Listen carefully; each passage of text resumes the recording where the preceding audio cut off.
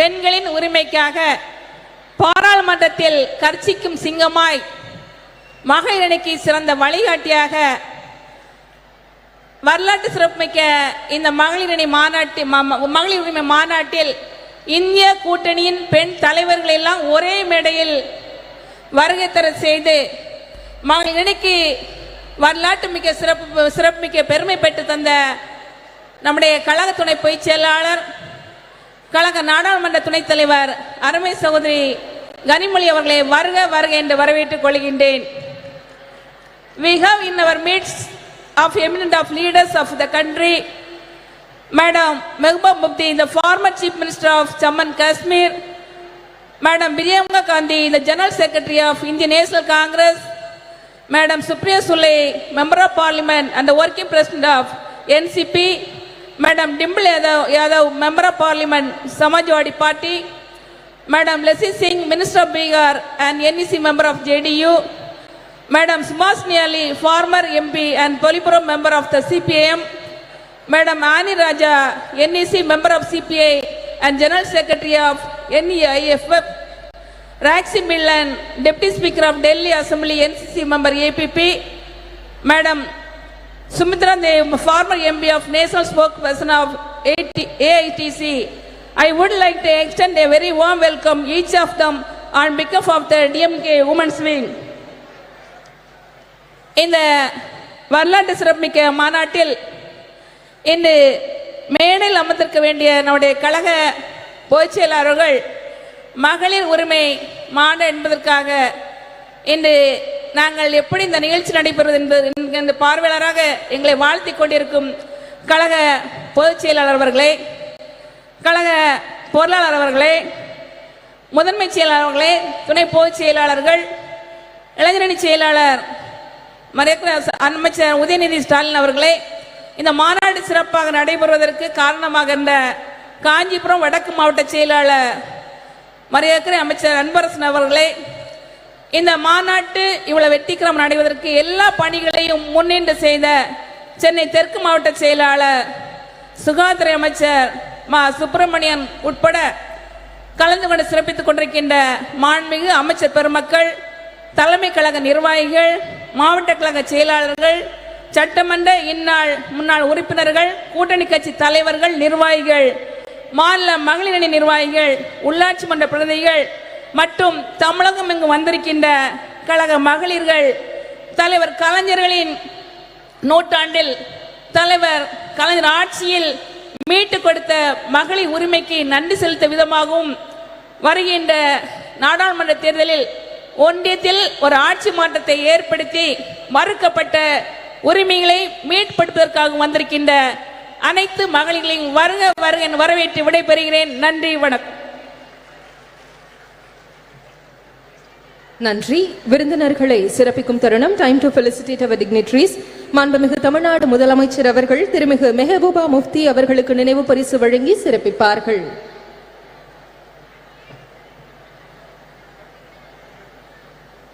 திருமிகு Mehbooba Mufti will be honored by our Honorable Chief Minister of Tamil Nadu.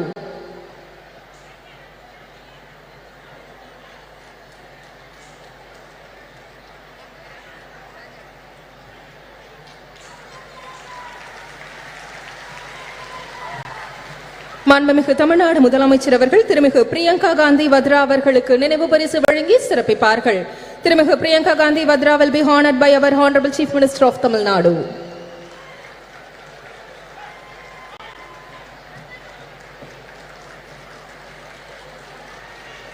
மாண்புமிகு தமிழ்நாடு முதலமைச்சர் அவர்கள் திருமிகு சுபாஷினி அலி அவர்களுக்கு நினைவு பரிசு வழங்கி சிறப்பிப்பார்கள். திருமிகு சுபாஷினி அலி will be honored by our Honorable Chief Minister of Tamil Nadu.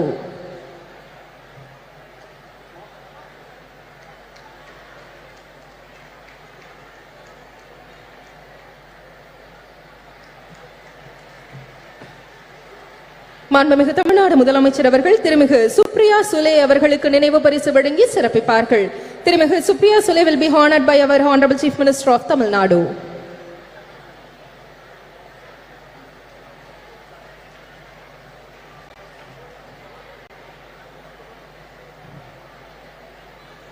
திருமிகு ஆனி ராஜா அவர்களுக்கு நினைவு பரிசு வழங்கி சிறப்பு செய்யப்பட உள்ளது.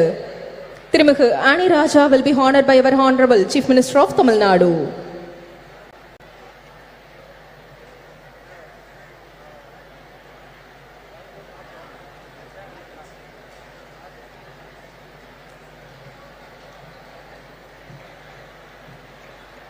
திருமிகு டிம்பிள் யாதவ் அவர்களுக்கு நினைவு பரிசு வழங்கி சிறப்பிக்கும் தருணம். திருமிகு Dimple Yadav will be honored by our Honorable Chief Minister of Tamil Nadu.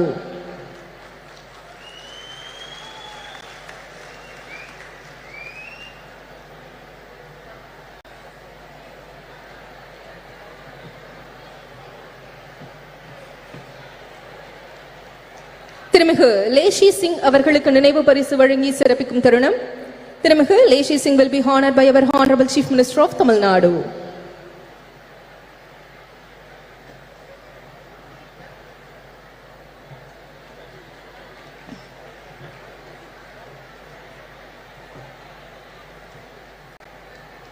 திருமிகு சுஷ்மிதா தேவ் அவர்களுக்கு நினைவு பரிசு வழங்கி சிறப்பிக்கும் தருணம். திருமிகு Sushmita Dev will be honored by our Honorable Chief Minister of Tamil Nadu.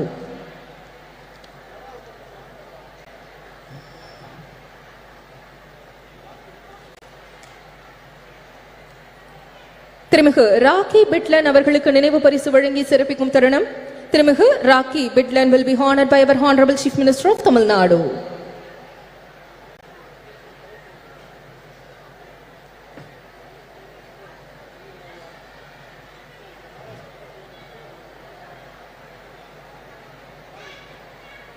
மாண்புமிகு தமிழ்நாடு முதலமைச்சர் அவர்கள் மாண்புமிகு மக்கள் நல்வாழ்வுத்துறை அமைச்சர் அவர்களுக்கு நினைவு பரிசு வழங்கி சிறப்பிப்பார்கள்.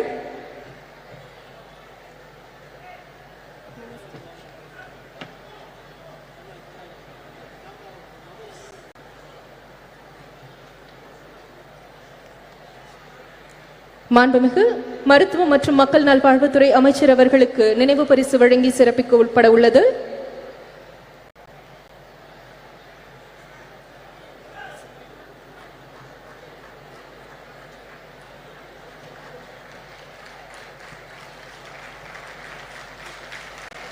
The Honorable Chief Minister of Tamil Nadu honoring Honorable Minister of Health and Family Welfare.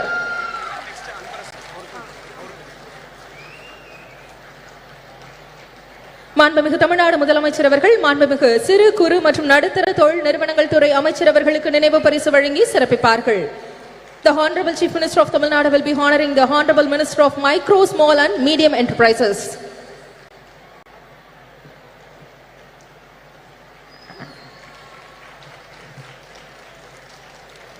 திமுக பொதுச் செயலாளர் திருமிகு கனிமொழி கருணாநிதி அவர்கள் மாண்புமிகு தமிழ்நாடு முதலமைச்சர் அவர்களுக்கு நினைவு பரிசு வழங்கி சிறப்பிப்பார்கள். DMK Deputy General Secretary திருமிகு Kanimozhi Karunanidhi will be honoring the Honorable Chief Minister of Tamil Nadu.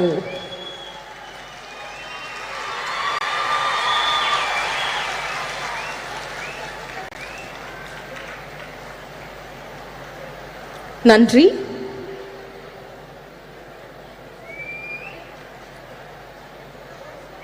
குழந்தைகள் நலன் மற்றும் பெண்களின் உரிமைகளை முதன்மையாக கொண்டு பணியாற்றி வரும் டெல்லி சட்டப்பேரவை துணைத் தலைவரும் ஆம் ஆத்மி கட்சியின் தேசிய நிர்வாக குழு உறுப்பினருமான திருமிகு ராக்கி பிட்லன் அவர்களை சிறப்புரையாற்ற அன்புடன் அழைக்கிறோம். With great pleasure we invite திருமிகு rakhi பிட்லன் for the special address.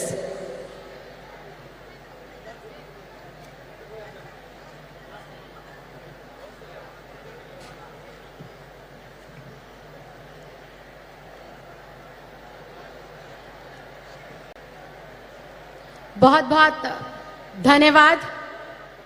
मंच पर उपस्थित समस्त सम्मानित अतिथिगण, मेरे समक्ष बैठे चेन्नई के तमाम सम्मानित मतदाता, आज के इस कार्यक्रम को आयोजित करने से पहले मैं धन्यवाद देना चाहती हूं तमिलनाडु के मुख्यमंत्री श्री M.K. स्टालिन जी को, DMK की सांसद सुश्री कनिमोझी जी को, जिन्होंने ये कार्यक्रम को आयोजित किया, और देश भर से अलग अलग पार्टियों का प्रतिनिधित्व करती हुई आए हुए तमाम सम्मानित अतिथिगण जो मंच पर विराजमान है, मैडम सोनिया जी, आप सबका मैं दिल की गहराइयों से बहुत बहुत धन्यवाद करती हूँ, बहुत बहुत आभार प्रकट करती हूँ। साथियों, आज का कार्यक्रम जो आयोजित किया गया है वो महिलाओं के अधिकारों पर चर्चा करने हेतु इस कार्यक्रम को बुलाया गया, इसका आयोजन किया गया। महिलाएं जो इस देश की आधी आबादी है, महिलाएं जो हमारे समाज का अभिन्न अंग है, महिलाएं जो इस देश की व्यवस्था को सुव्यवस्थित करने के लिए अपना अभूतपूर्व योगदान देती हैं।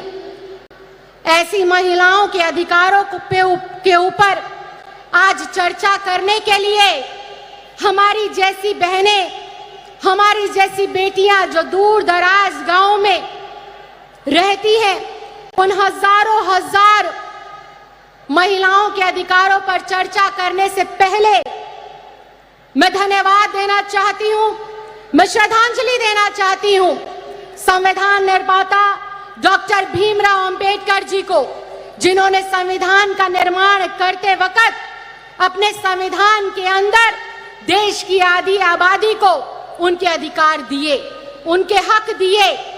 डॉक्टर भीमराव अंबेडकर जी ने कानून बनाकर महिलाओं को समाज में समानता का अधिकार दिया, महिलाओं को समान शिक्षा और समान वेतन पाने का अधिकार दिया, महिलाओं को चार दीवारी से बाहर निकलकर अपने जीवन को अपने मुताबिक जीने का अधिकार दिया।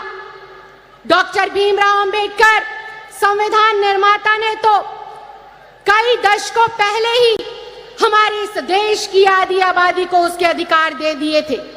ये देश की आधी आबादी संविधान निर्माता डॉक्टर भीमराव अंबेडकर जी का बहुत बहुत धन्यवाद करती है।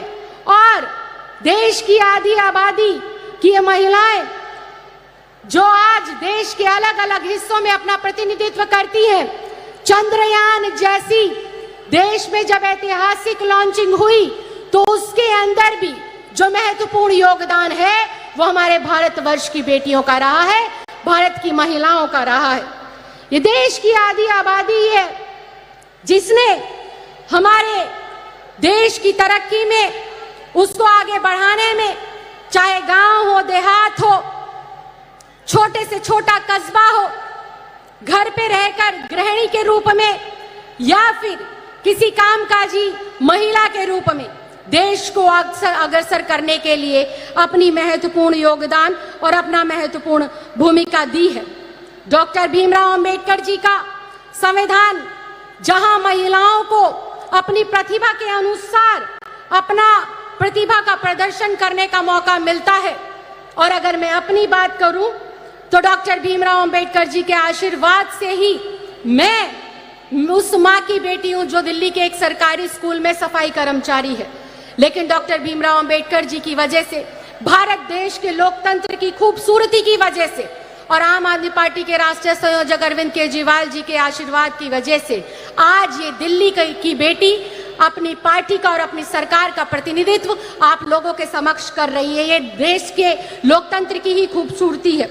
लेकिन जहां हम देश के संविधान लोकतंत्र की बात करते हैं, महिलाओं के हक और अधिकारों की बात करते हैं, सिर्फ वो संविधान के अंदर लिखे तो गए हैं, लेकिन दुर्भाग्यवश आज भी हमारी एक बड़े तबके की महिलाएं अपने अधिकारों से वंचित है।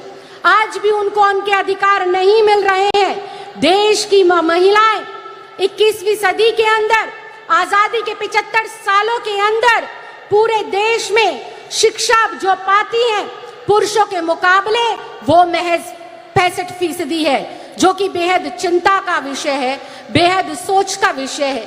पूरे देश में अगर हम कामकाजी महिलाओं की बात करें, जो कि रिकॉर्ड पर मेंटेन होता है, उस काम की बात करें तो उस काम को करने वाली कामकाजी महिलाओं की भी संख्या आज 75 साल पूरे होने के बावजूद भी महज 25 से 27% रह जाती है। भारतीय राजनीति की बात करें, मंच पर बहुत मुझसे भी ज्यादा प्रसिद्ध, मुझसे भी ज्यादा लोकप्रिय, मुझसे भी ज्यादा ताकतवर और जिम्मेदार महिलाएं विराजमान हैं, और मैं इनके समक्ष इस बात को रख रही हूं और ये मेरी बात से सहमति भी जताएंगी कि राजनीति के अंदर महिलाओं का जो प्रतिनिधित्व है वो भारत के लोकतंत्र के लिए, हमारे देश की महिलाओं के लिए बेहद सोच का विषय है। महज 15 से लेकर 17% महिलाएं हमारी भारतीय राजनीति के अंदर अपना प्रतिनिधित्व देती हैं। आज महिलाओं का एक बड़ा तबका, या यूं कहें 30 से लेकर 35% की हमारी जो महिलाएं हैं, अपनी सही स्वास्थ्य की जानकारी ना होने की वजह से काफी गंभीर रोगों से जो है ग्रसित है, जो कि आज एक चिंता का विषय है। कितने संख्या के अंदर गर्भवती महिलाएं जब अपना प्रसव के दौरान अस्पतालों में जाती है, सही स्वास्थ्य की जानकारी ना होने की वजह से उनकी मृत्यु हो जाती है। तो ये बेहद दुख का विषय है कि आज हम लोग आजादी के 75 साल मना रहे हैं, आजादी का अमृत काल मना रहे हैं। उसके उलट जो इस देश का अभिन्न अंग है, जो इस देश की जनसंख्या का 50% है, उसके भी आज हम स्वास्थ्य की चिंता, उसके शिक्षा की चिंता, उसकी सुरक्षा की चिंता, उसके रोजगार की चिंता के ऊपर आज इतना बड़ा सम्मेलन कर रहे हैं। इसके उलट अगर देखें, पिछले 75 सालों के अंदर आजादी में के बाद भी संविधान में अपने अधिकारों को प्राप्त करने के बावजूद भी आज महिलाओं के लिए क्या बढ़ रहा है? महिलाओं के लिए क्राइम दिन प्रतिदिन बढ़ रहा है। दूर दराज में रहने वाली कोई बेटी हो या शहर के बीचों बीच रहने वाली कोई बुजुर्ग महिला हो, हर वक्त 24 घंटे हर पहर वो असुरक्षा के भाव में जीती है। चाहे वो कोई कस्बा हो, चाहे गांव हो, देश की राजधानी हो, किसी शहर की, प्रदेश की राजधानी हो, आज हमारी बहन बेटियों के अंदर, आज हमारी महिलाओं के अंदर असुरक्षा का भाव हर वक्त उनके दिमाग में रहता है। इसके साथ साथ अशिक्षा का जो माहौल है, अशिक्षा का जो आंकड़ा है, वो जैसे जैसे आजादी का हमारा देश का समय बढ़ता जा रहा है, महिलाओं की अशिक्षा का आंकड़ा उतनी तेजी से बढ़ता जा रहा है। इसके साथ साथ घरेलू हिंसा हो, अत्याचार हो, महिलाओं की आवाज को दबाने वाले जो है अपराध हो, नित दिन उनका ग्राफ बढ़ता जा रहा है, जो कि बेहद दुर्भाग्यपूर्ण है। संविधान के अंदर तो, सरकारों के अंदर तो हम लोगों ने सिर्फ कागजों के ऊपर अपनी बेटियों को, अपनी महिलाओं को, अपनी बहनों को हक और अधिकार दिए हैं, लेकिन वास्तव में आज जरूरत है उन हक को, उन अधिकारों को जमीन पर उतारकर उनकी झोली में डालने का, उनको लाभ पहुंचाने का।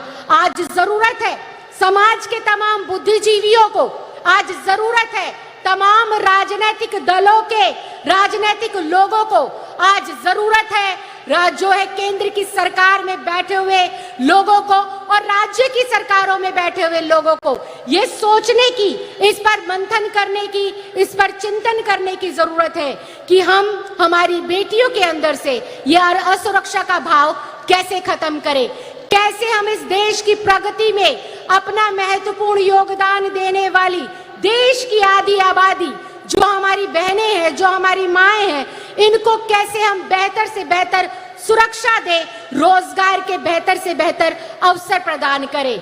आज राजनीति के अंदर जितनी महिलाओं की जरूरत है, उससे कहीं ज्यादा मुझे लगता है कि उन महिलाओं की जरूरत है जो गलियों में, कस्बों में, गली में, मोहल्लों में जाकर महिलाओं को उनके हक के लिए जागने का काम करे, उनको जागरूक बनाने का काम करे और आगे बढ़ाने का काम करे।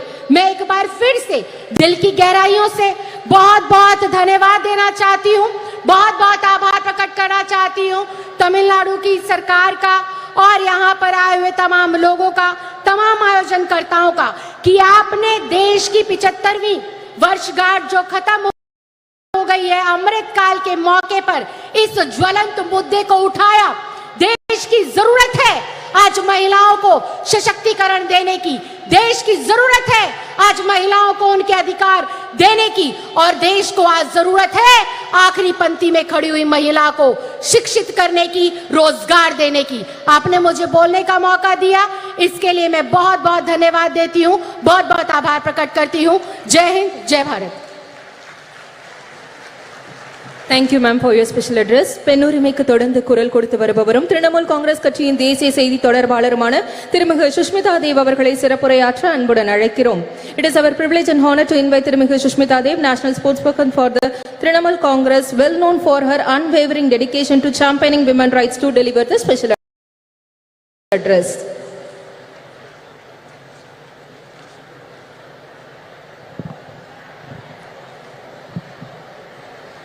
Honorable Chief Minister of Tamil Nadu, Thalapathy M.K. Stalin, I have to say it's a great honor to come face to face with you, sir, for the first time. Former Jammu and Kashmir Chief Minister Mehbooba Mufti ji, Honorable Member of Parliament Kandi Mohi ji, Indian National Congress General Secretary Priyanka Gandhi ji, NCP Working President Supriya Sule ji, Subhasini Ali ji, Miss Annie Raja, Leshi Singh ji, Rakhi Bidlan ji, and many of the eminent members of parliament, MLAs, ministers of the DMP party, and the electrifying caucus of women who have gathered here today to pay tribute to their great leader, Dr. Karunanidhi ji.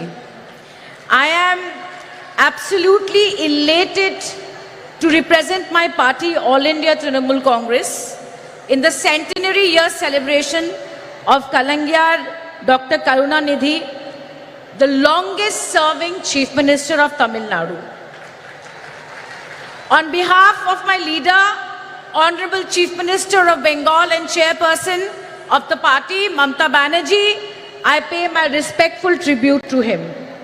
This is a significant platform to speak about the future of women in India. The esteemed speakers here on stage and everybody attending this discussion today will agree that Dr. Karunanidhi has a legacy of work driven towards social justice and equality of all. His initiatives for path breaking, not just for women, but I have to say for the third gender. He set a new precedent in Tamil Nadu by starting a welfare board for them. Till today, he is remembered for giving equal right to women to ancestral property for the first time in India. And last but not the least, a jobs quota, a government jobs quota was given by Karunanidhi ji in Tamil Nadu. And undoubtedly, Thiru Stalin, Honorable Chief Minister, is taking this legacy forward with much vigor.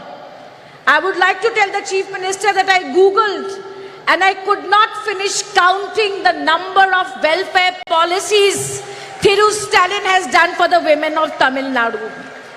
The backdrop of this meeting is all of us have come together, look to assess and look at the future of women in India. And what is the backdrop? The backdrop is the recently passed Women's Reservation Bill in the month of September. Historically, if we look at the debates of the Constituent Assembly, we will see that the women members of the constituency were in two minds whether there should be reservation or not. But they believed that political segregation was not the way and it would amount to dilution of equality.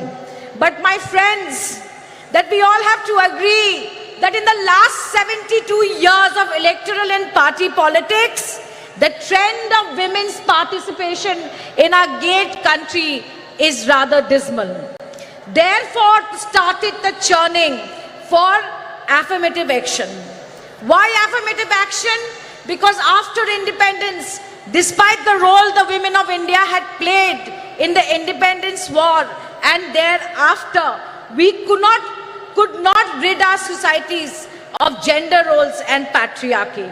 Women have proved their ability to compete, and if I may say so, they have been but better than men in many aspects. Yet, their economic and political participation is dwindling. I am pained to say that we all today cannot keep repeating that what are the causes, what are the reason why women of India are behind. But I think we all have to be instrumental in changing this. And may I say that no affirmative action alone can succeed. No affirmative action alone can succeed. I strongly believe that every single political party is a gateway to politics for women of India. The All India Trinamool Congress and my leader, Mamta Banerjee, implemented women's reservation during the 2019 parliamentary elections. She gave 41% nominations to women. And let me tell you, it was not an easy election for her. The 17 women who got tickets, I am proud to say that the 9 of them today are sitting in the Lok Sabha. Now, every 1 in 3 women in the Lok Sabha are from the Trinamool Congress. As the only woman chief minister of the country today, her own story, even her critics would admit, is one of resilience and grit. She faced every imaginable challenge, right from physical violence to patriarchy and even poverty, but stood tall through it. Once she succeeded, she used her party's capacity and her popularity to walk the talk and bring women to the forefront. Friends, compare Mr. Narendra Modi, the Prime Minister of India.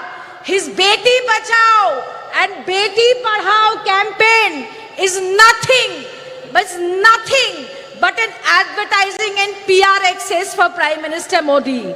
I am sad to say that Nirbhaya shook the nation, but the funds remains unutilized.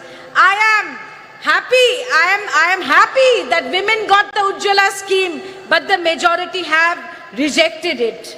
BJP, with an absolute majority, has delayed the reservation bill and given us a bill which is shackled in preconditions. It is preconditioned on a fresh census and a delimitation process. I hear on television people saying that women's reservation will be implemented in 2034. But let me tell you today that there is absolutely no guarantee that even if everything goes well, women's reservation will not come into effect till 2037. Not till 2037. The last time the Delimitation Commission was set up, it took 6 years to give a report. 6 years. Therefore, my friends, BJP is infamous for tokenism. Today, when the women's reservation bill was being debated in the parliament, we should be ashamed.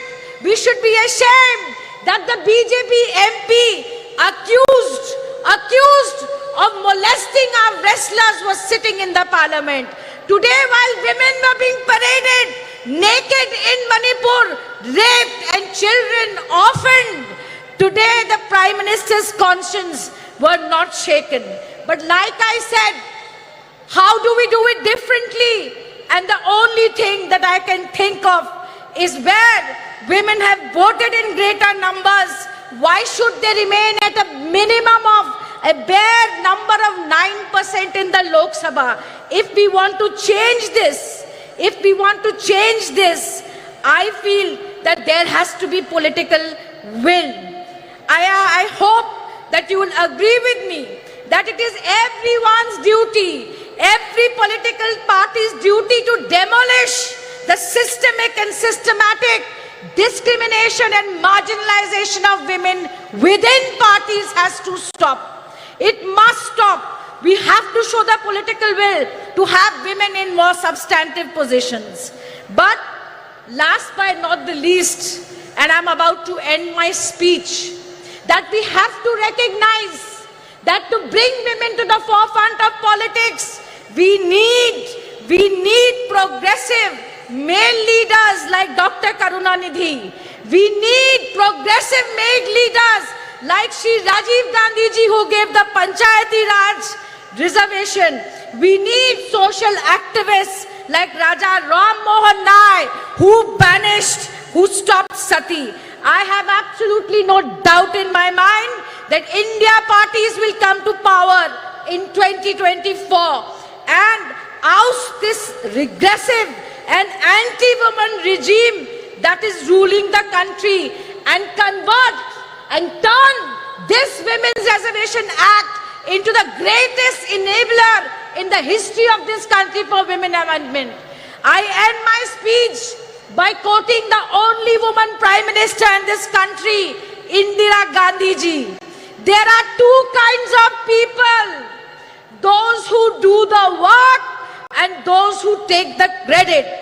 While Prime Minister Modi takes credit for travesty of a law in the name of reservation, let us who are sitting here do the real work towards greater political representation women. With these words, I once again thank the DMK party. I thank the women wings of the DMK party and your patience for listening to me. Jai Hind. Thank you very much. Thank you, ma'am. Bihar மாநிலத்தின் உணவு மற்றும் நுகர்வோர் பாதுகாப்புத்துறை அமைச்சரும் ஐக்கிய ஜனதா தளம் கட்சியின் தேசிய நிர்வாக குழு உறுப்பினருமான திருமிகு லேஷி சிங் அவர்களை சிறப்புரையாற்ற அன்புடன் அழைக்கிறோம். We request திருமிகு லேஷி Singh, the Minister for Food and Consumer Protection of Bihar State.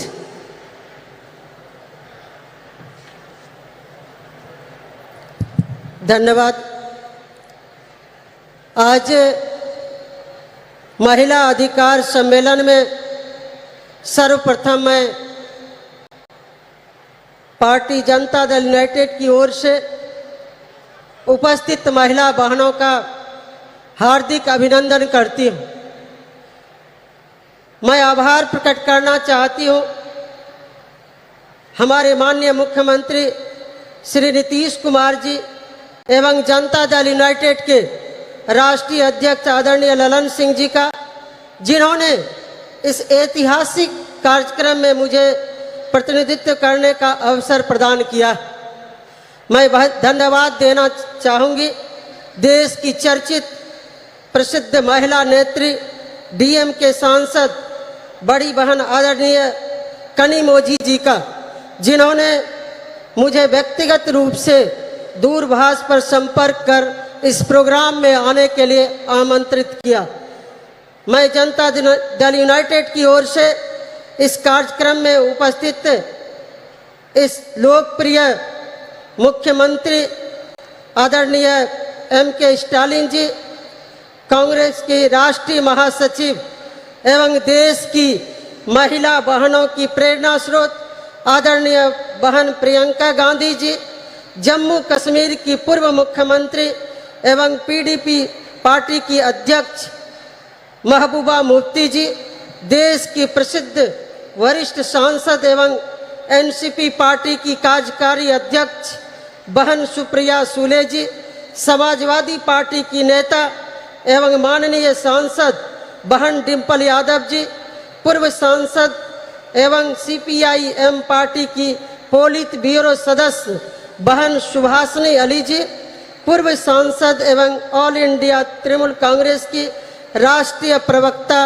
बहन सुष्मिता देव जी, सीपीआई की राष्ट्रीय कार्यकारिणी की सदस्य एनएफआईडब्ल्यू की राष्ट्रीय महासचिव बड़ी बहन एनी राजा जी, दिल्ली विधानसभा की माननीय उपाध्यक्ष एवं आम आदमी पार्टी की राष्ट्रीय कार्यकारिणी की सदस्य बहन राखी बिरला जी का मैं अभिनंदन करती हूँ।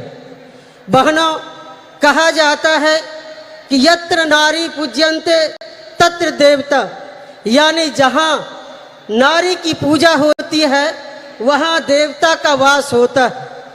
हम नारी सर्वशक्तिमान हैं। नारी के बिना संसार में मानव जाति की सृजन की कल्पना नहीं की जा सकती है।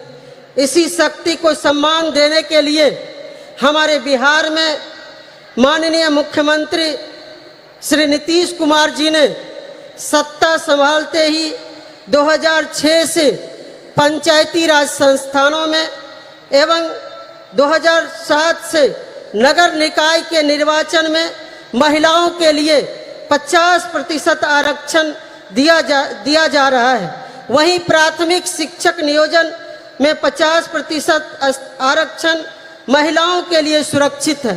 राज्य में पहली बार पुलिस महिला बटालियन का गठन किया गया है। राज्य के सभी 40 पुलिस जिलों एवं 4 रेल पुलिस जिलों में एक महिला थाना की स्थापना किया गया है। राज्य में अनुसूचित जनजाति की महिलाओं के लिए स्वाभिमान बटालियन का गठन किया गया है। वहीं पुलिस बल में सिपाही से अवर निरीक्षक तक के पदों में सीधी नियुक्ति में महिलाओं के लिए 35% आरक्षण की व्यवस्था की गई।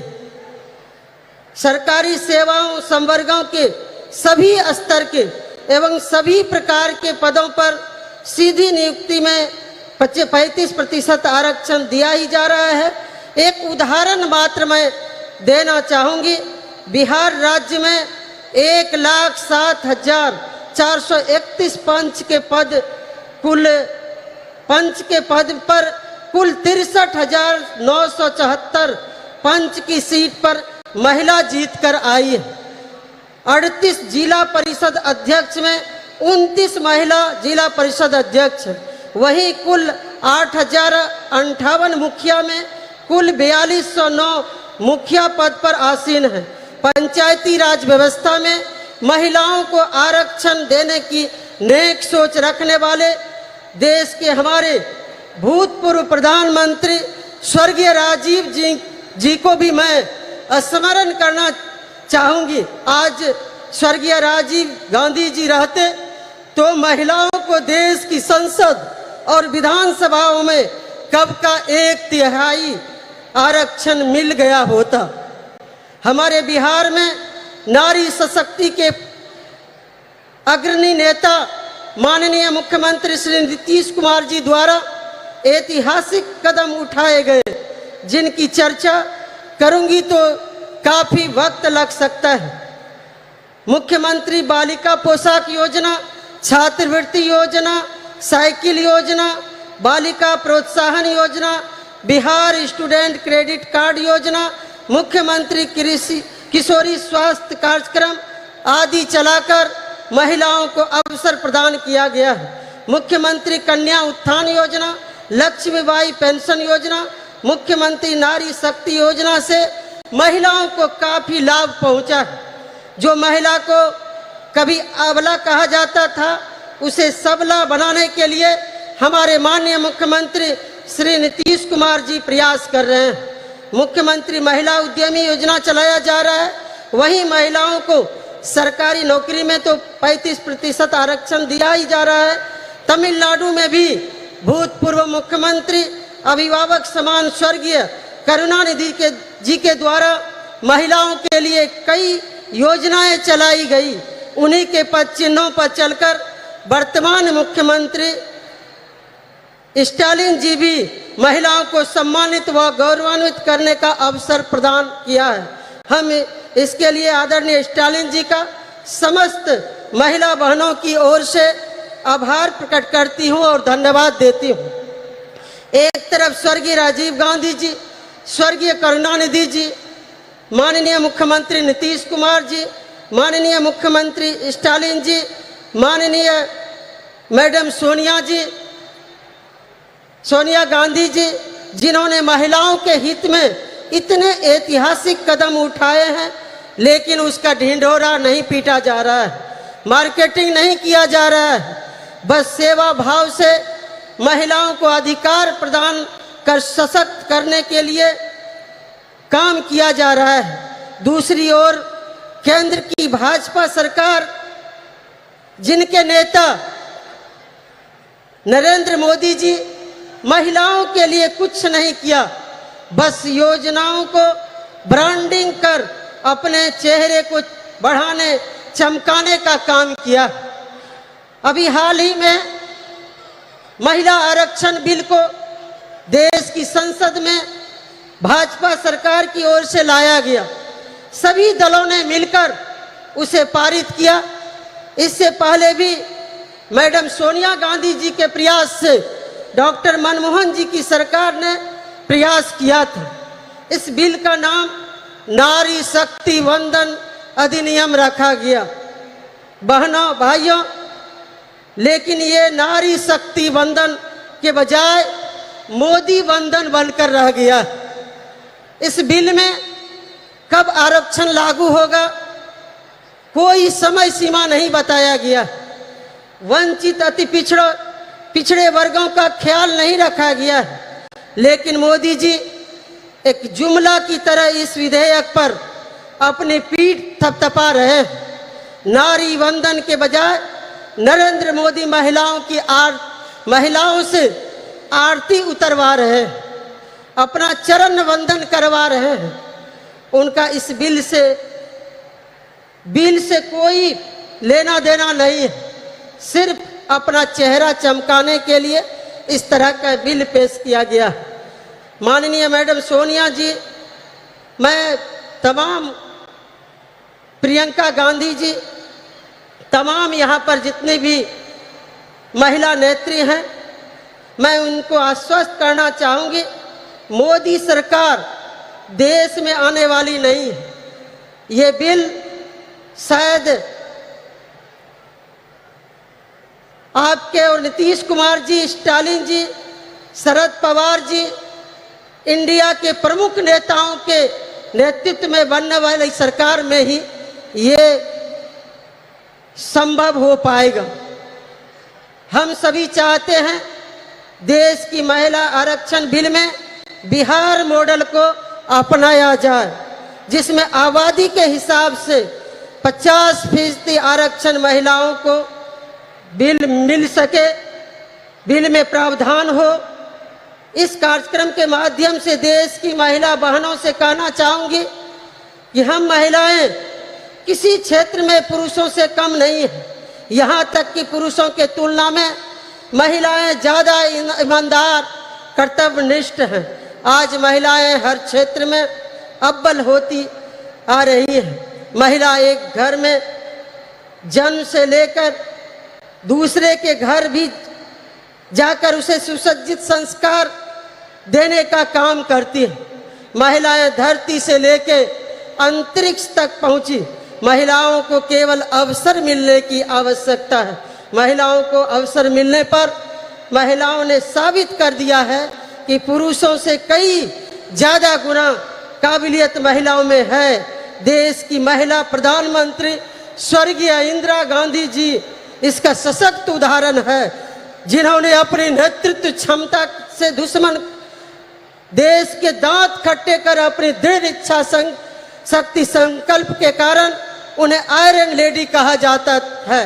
मुझे विश्वास है जिस तरह से इंडिया के नेतागण, चाहे वो माननीय मुख्यमंत्री नीतीश कुमार जी हो, चाहे मैडम सोनिया जी, मैडम प्रियंका गांधी जी, महबूबा जी, स्टालिन जी, मैडम कनिमोझी जी, सुप्रिया सुले जी एवं समस्त मंचासीन विभिन्न विपक्षी नेताओं के दलों के नेताओं के सभी महिला नेतृगण आदि ने महिलाओं को अवसर और संबल प्रदान कर रहे हैं। वो दिन दूर नहीं, महिला इतनी सशक्त होगी कि वेद पुरानों इतिहास में जो उसे शक्ति प्रदान थी वो शक्ति प्राप्त करेंगी, तभी आरक्षण के लिए मोहताज नहीं होना पड़ेगा।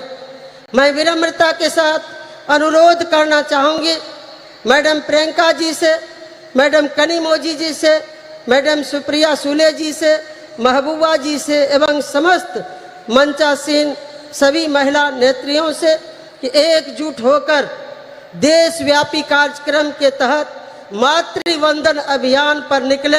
हम सभी साथ मिलकर कदम से कदम मिलाकर चलने को तैयार हैं। देश की महिलाएं आप सबों को पुकार रही है, आप आगे बढ़ें, हम सभी साथ। बस आदि आबादी ही नरेंद्र मोदी का हिसाब किताब बराबर कर देंगी। मुझे विश्वास है कि मेरे अनुरोध पर आप सभी विचार करेंगे। अंत में मैं बिहार के माननीय मुख्यमंत्री श्री नीतीश कुमार जी के ओर से यहाँ उपस्थित महिला बहनों को शुभकामना प्रेषित करती हूँ। उनकी ओर से महिलाओं की अधिकार की हर लड़ाई में सहयोग समर्थन का भरोसा देते हुए यही उनका शुभकामना संदेश है। पुनः इस कार्यक्रम में आयोजनकर्ता मैडम कनिमोजी जी, यहाँ के लोकप्रिय मुख्यमंत्री आदरणीय स्टालिन जी एवं समस्त मंचासीन नेताओं बड़ों से आशीर्वाद लेते हुए अपनी वाणी को विराम देती हूँ। जय हिंद, जय Bharat. Thank you, ma'am. Samajwadi கட்சியை சேர்ந்த நாடாளுமன்ற உறுப்பினர் திருமிகு டிம்பிள் யாதவ் அவர்களை சிறப்புரையாற்ற அன்புடன் அழைக்கிறோம். We are delighted to welcome திருமிகு Dimple Yadav. Member of Parliament has demonstrated that women's parliamentation in politics lead to the empowerment of society to deliver special address. Thalapati M.K. Stalin ji, Mrs. Kani Mohi, MP and Deputy General Secretary of DMK, General Secretary of International Congress Priyanka Gandhi ji, MP and Working President of NCP Mrs. Supriya Sule ji, former Chief Minister of Jammu Kashmir, Chairperson PDP Mrs. Mehbooba Mufti ji, former MP and Pilot Bureau Member of CPI-M Mrs. Subhashini Ali ji, National Congress National Executive Committee Member CPI Mrs. Ani Raja ji, Minister of Food and Consumer Protection Government of Bihar Mrs. Leshi Singh ji, Deputy Speaker Delhi Assembly and National Executive Member of AAP Mrs. Rakhi Bidlan ji, former MP and National Spokesperson AITC Mrs. Shushmita Dev ji, and all the dignitaries who are present in front of me, all the distinguished guests and my fellow citizens of India. This day and moment have been 100 years in the making, as today we celebrate the centenary of the DMK patriarch and a great son of soil, a towering leader, a progressive ideologue, a politician par excellence, and the founder of the political movement for the betterment of India and all its people, respected Shri M. Karunanidhi ji. He was popular as Kalanyar and Muttamind Aranyar. Kalanyar was the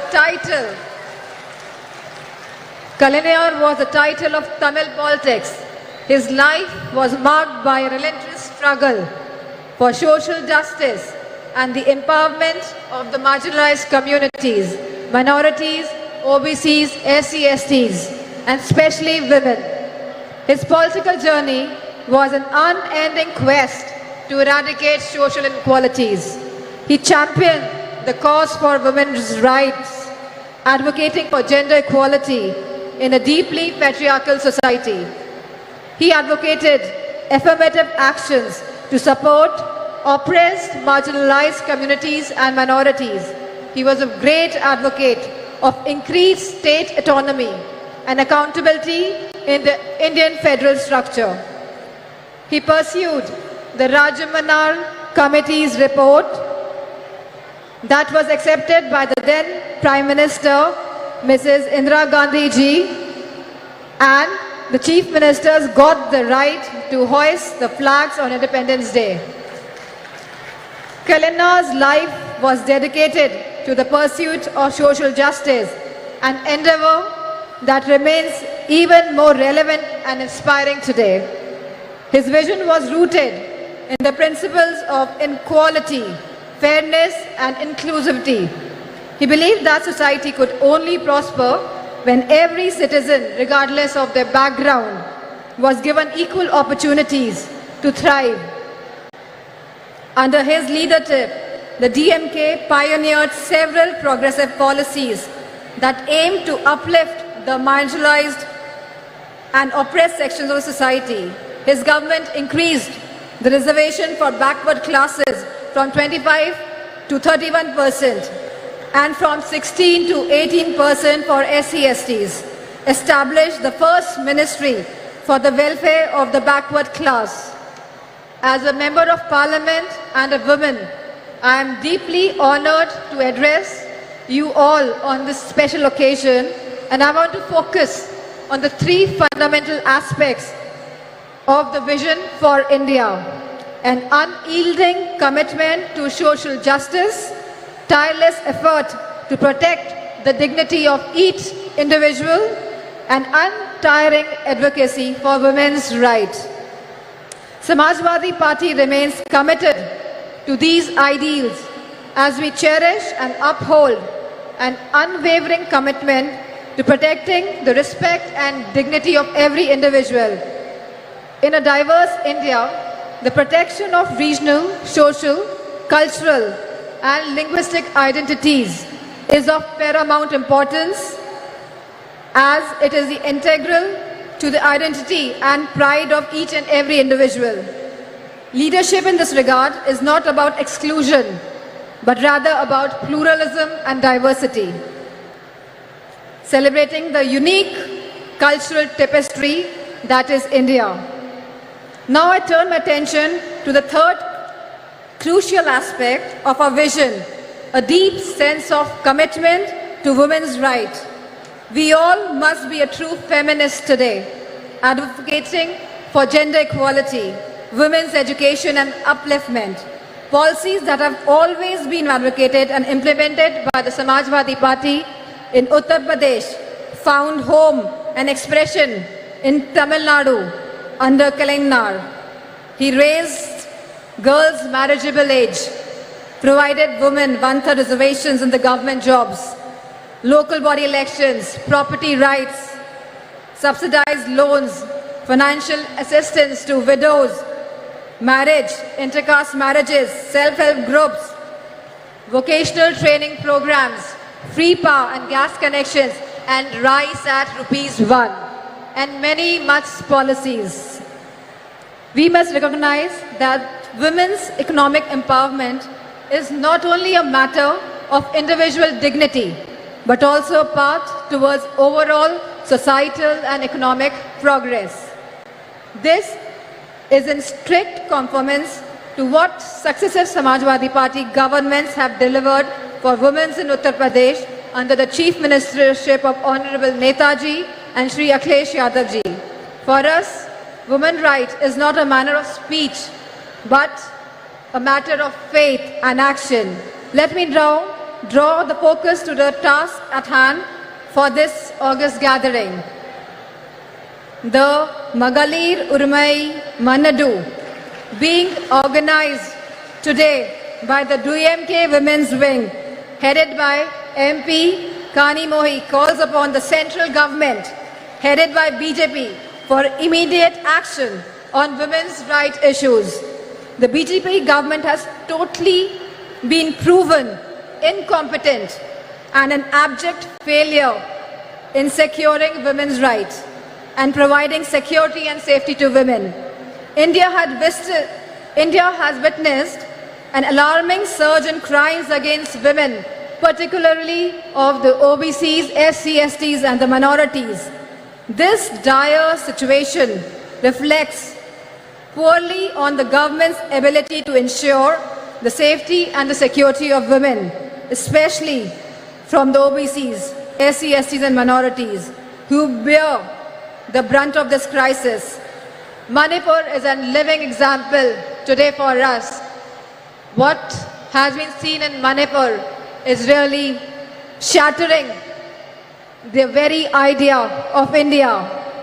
The data reveals that incidents of rape and sexual assault and violence against young girls, infants, women and older women have reached to one of the highest ever under the BJP government, exposing a fundamental breakdown in social order, sense of security and law and order.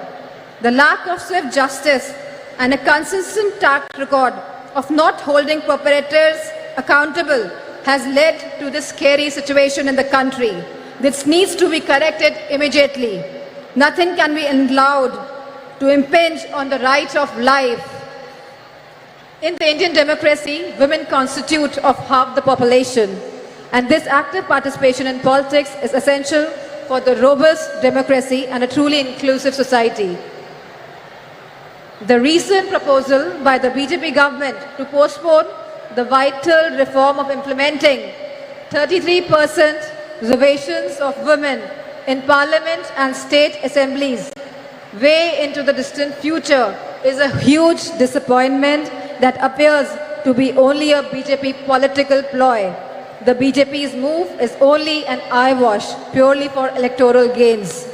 Samajwadi Party's argument for providing separate reservations for OBCs, for SC/STs and minorities is a critical, progressive stance that deserves immediate inclusion and consequent implementation. The BJP government's one-size-fits-all will certainly dilute the representation of marginalized communities. The Samajwadi Party's proposition recognizes the unique challenges faced by the women of OBCs, SC/STs and minorities. By providing separate reservation, it ensures that these historically disadvantaged groups have a more equitable chance at political participation. BJP government should be open to this critical improvement offered by the Samajwadi Party. It is essential to recognize that diversity in representation is key to vibrant and dynamic democracy. The Samajwadi Party's argument rightly underscores this crucial point. As Samajwadi Party has consistently advocated for women's safety and their rights. We recognize the importance of safe environment for women as a catalyst for the societal change and economic growth.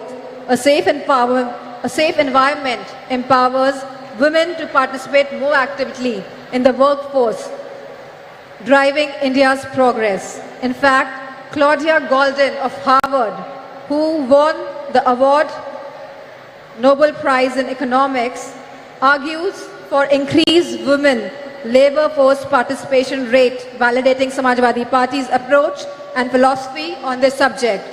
The time for procrastination has passed. We need to break down the barriers that have held women back for so long. Let us build a society where everyone can live with dignity, freedom, and equal opportunities. We at Samajwadi Party, along with the India Coalition, are committed to making this vision a reality. And we urge all the citizens to join us in this essential demand for the coming change. It is an idea whose time has come. Thank you, DMK, for organizing this wonderful congress, this wonderful conference today, and for giving me this opportunity to present my views, my thoughts on behalf of Samajwadi Party. And I thank all the women wing of DMK. Thank you. Jai Hind. Thank you, ma'am. சமத்துவத்தையும் சமூக மாற்றத்தையும் இலக்காக கொண்டு மகளிர் உரிமைகளுக்காக போராடி வரும் இந்திய communist கட்சியின் தேசிய நிர்வாக குழு உறுப்பினரும் இந்திய மாத தேசிய சம்மேளனத்தின் பொதுச் செயலாளருமான திருமிகு ஆனி ராஜா அவர்களை சிறப்புரையாற்ற அன்புடன் அழைக்கிறோம்.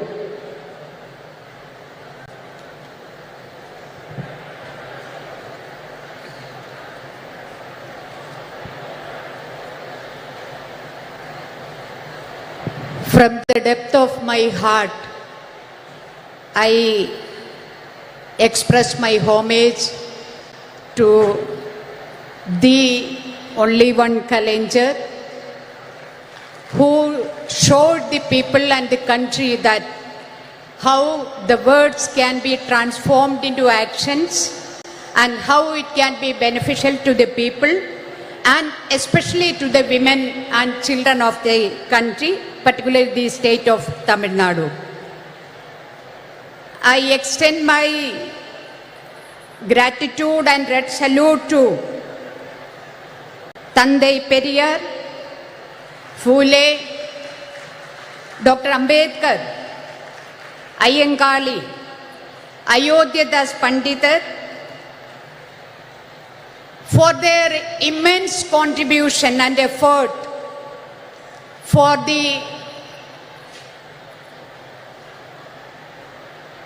today what we have achieved and today we are standing before you and the party is organizing a meeting for the women to discuss about their rights. So this is possible because of the efforts of all these great stalwarts who have given their life for gender equality and justice, and my red salute to all of them. மகளிர் உரிமை மாநாட்டில் அதுக்கான எல்லா விதமான വർക്കും ചെയ്ത് എല്ലാ ഹെൽപ്പും ചെയ്ത് ஏதாச்சும் குறை இருந்தா அதை பார்த்து எங்களுக்கு இந்த நல்ல முறையா இந்த மாநாடு முடிக்கிறதுக்காக எங்களோடு சேர்ந்து இந்த மேடையில் அமர்ந்திருக்கும் இந்த தமிழ்நாடினுடைய முதலமைச்சர் தளபதி அவர்களே,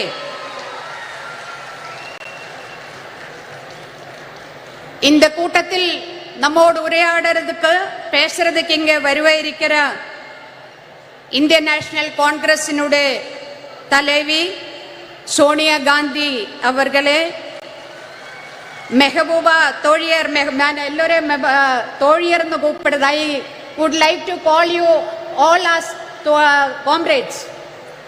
ஸோ தோழியர் மெஹபூபா முஃப்திஜி,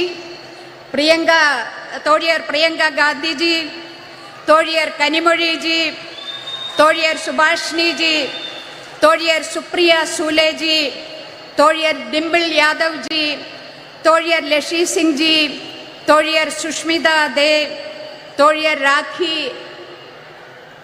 அண்ட் நம்மளை எல்லோரும் இங்கே வருக வருக என்று வெல்கம் பண்ணி அமர்ந்திருக்கிற தோழியர் ஹெலன்ஜி, உங்களுக்கு எல்லோருக்கும் இந்தியன் கம்யூனிஸ்ட் பார்ட்டி சிபிஐயுடைய இந்திய மாதர் தேசிய சம்மேளனம் NFIWனுடைய நெஞ்சார்ந்த வணக்கத்தையும் வாழ்த்துக்களையும் தெரிவிக்கிறேன்.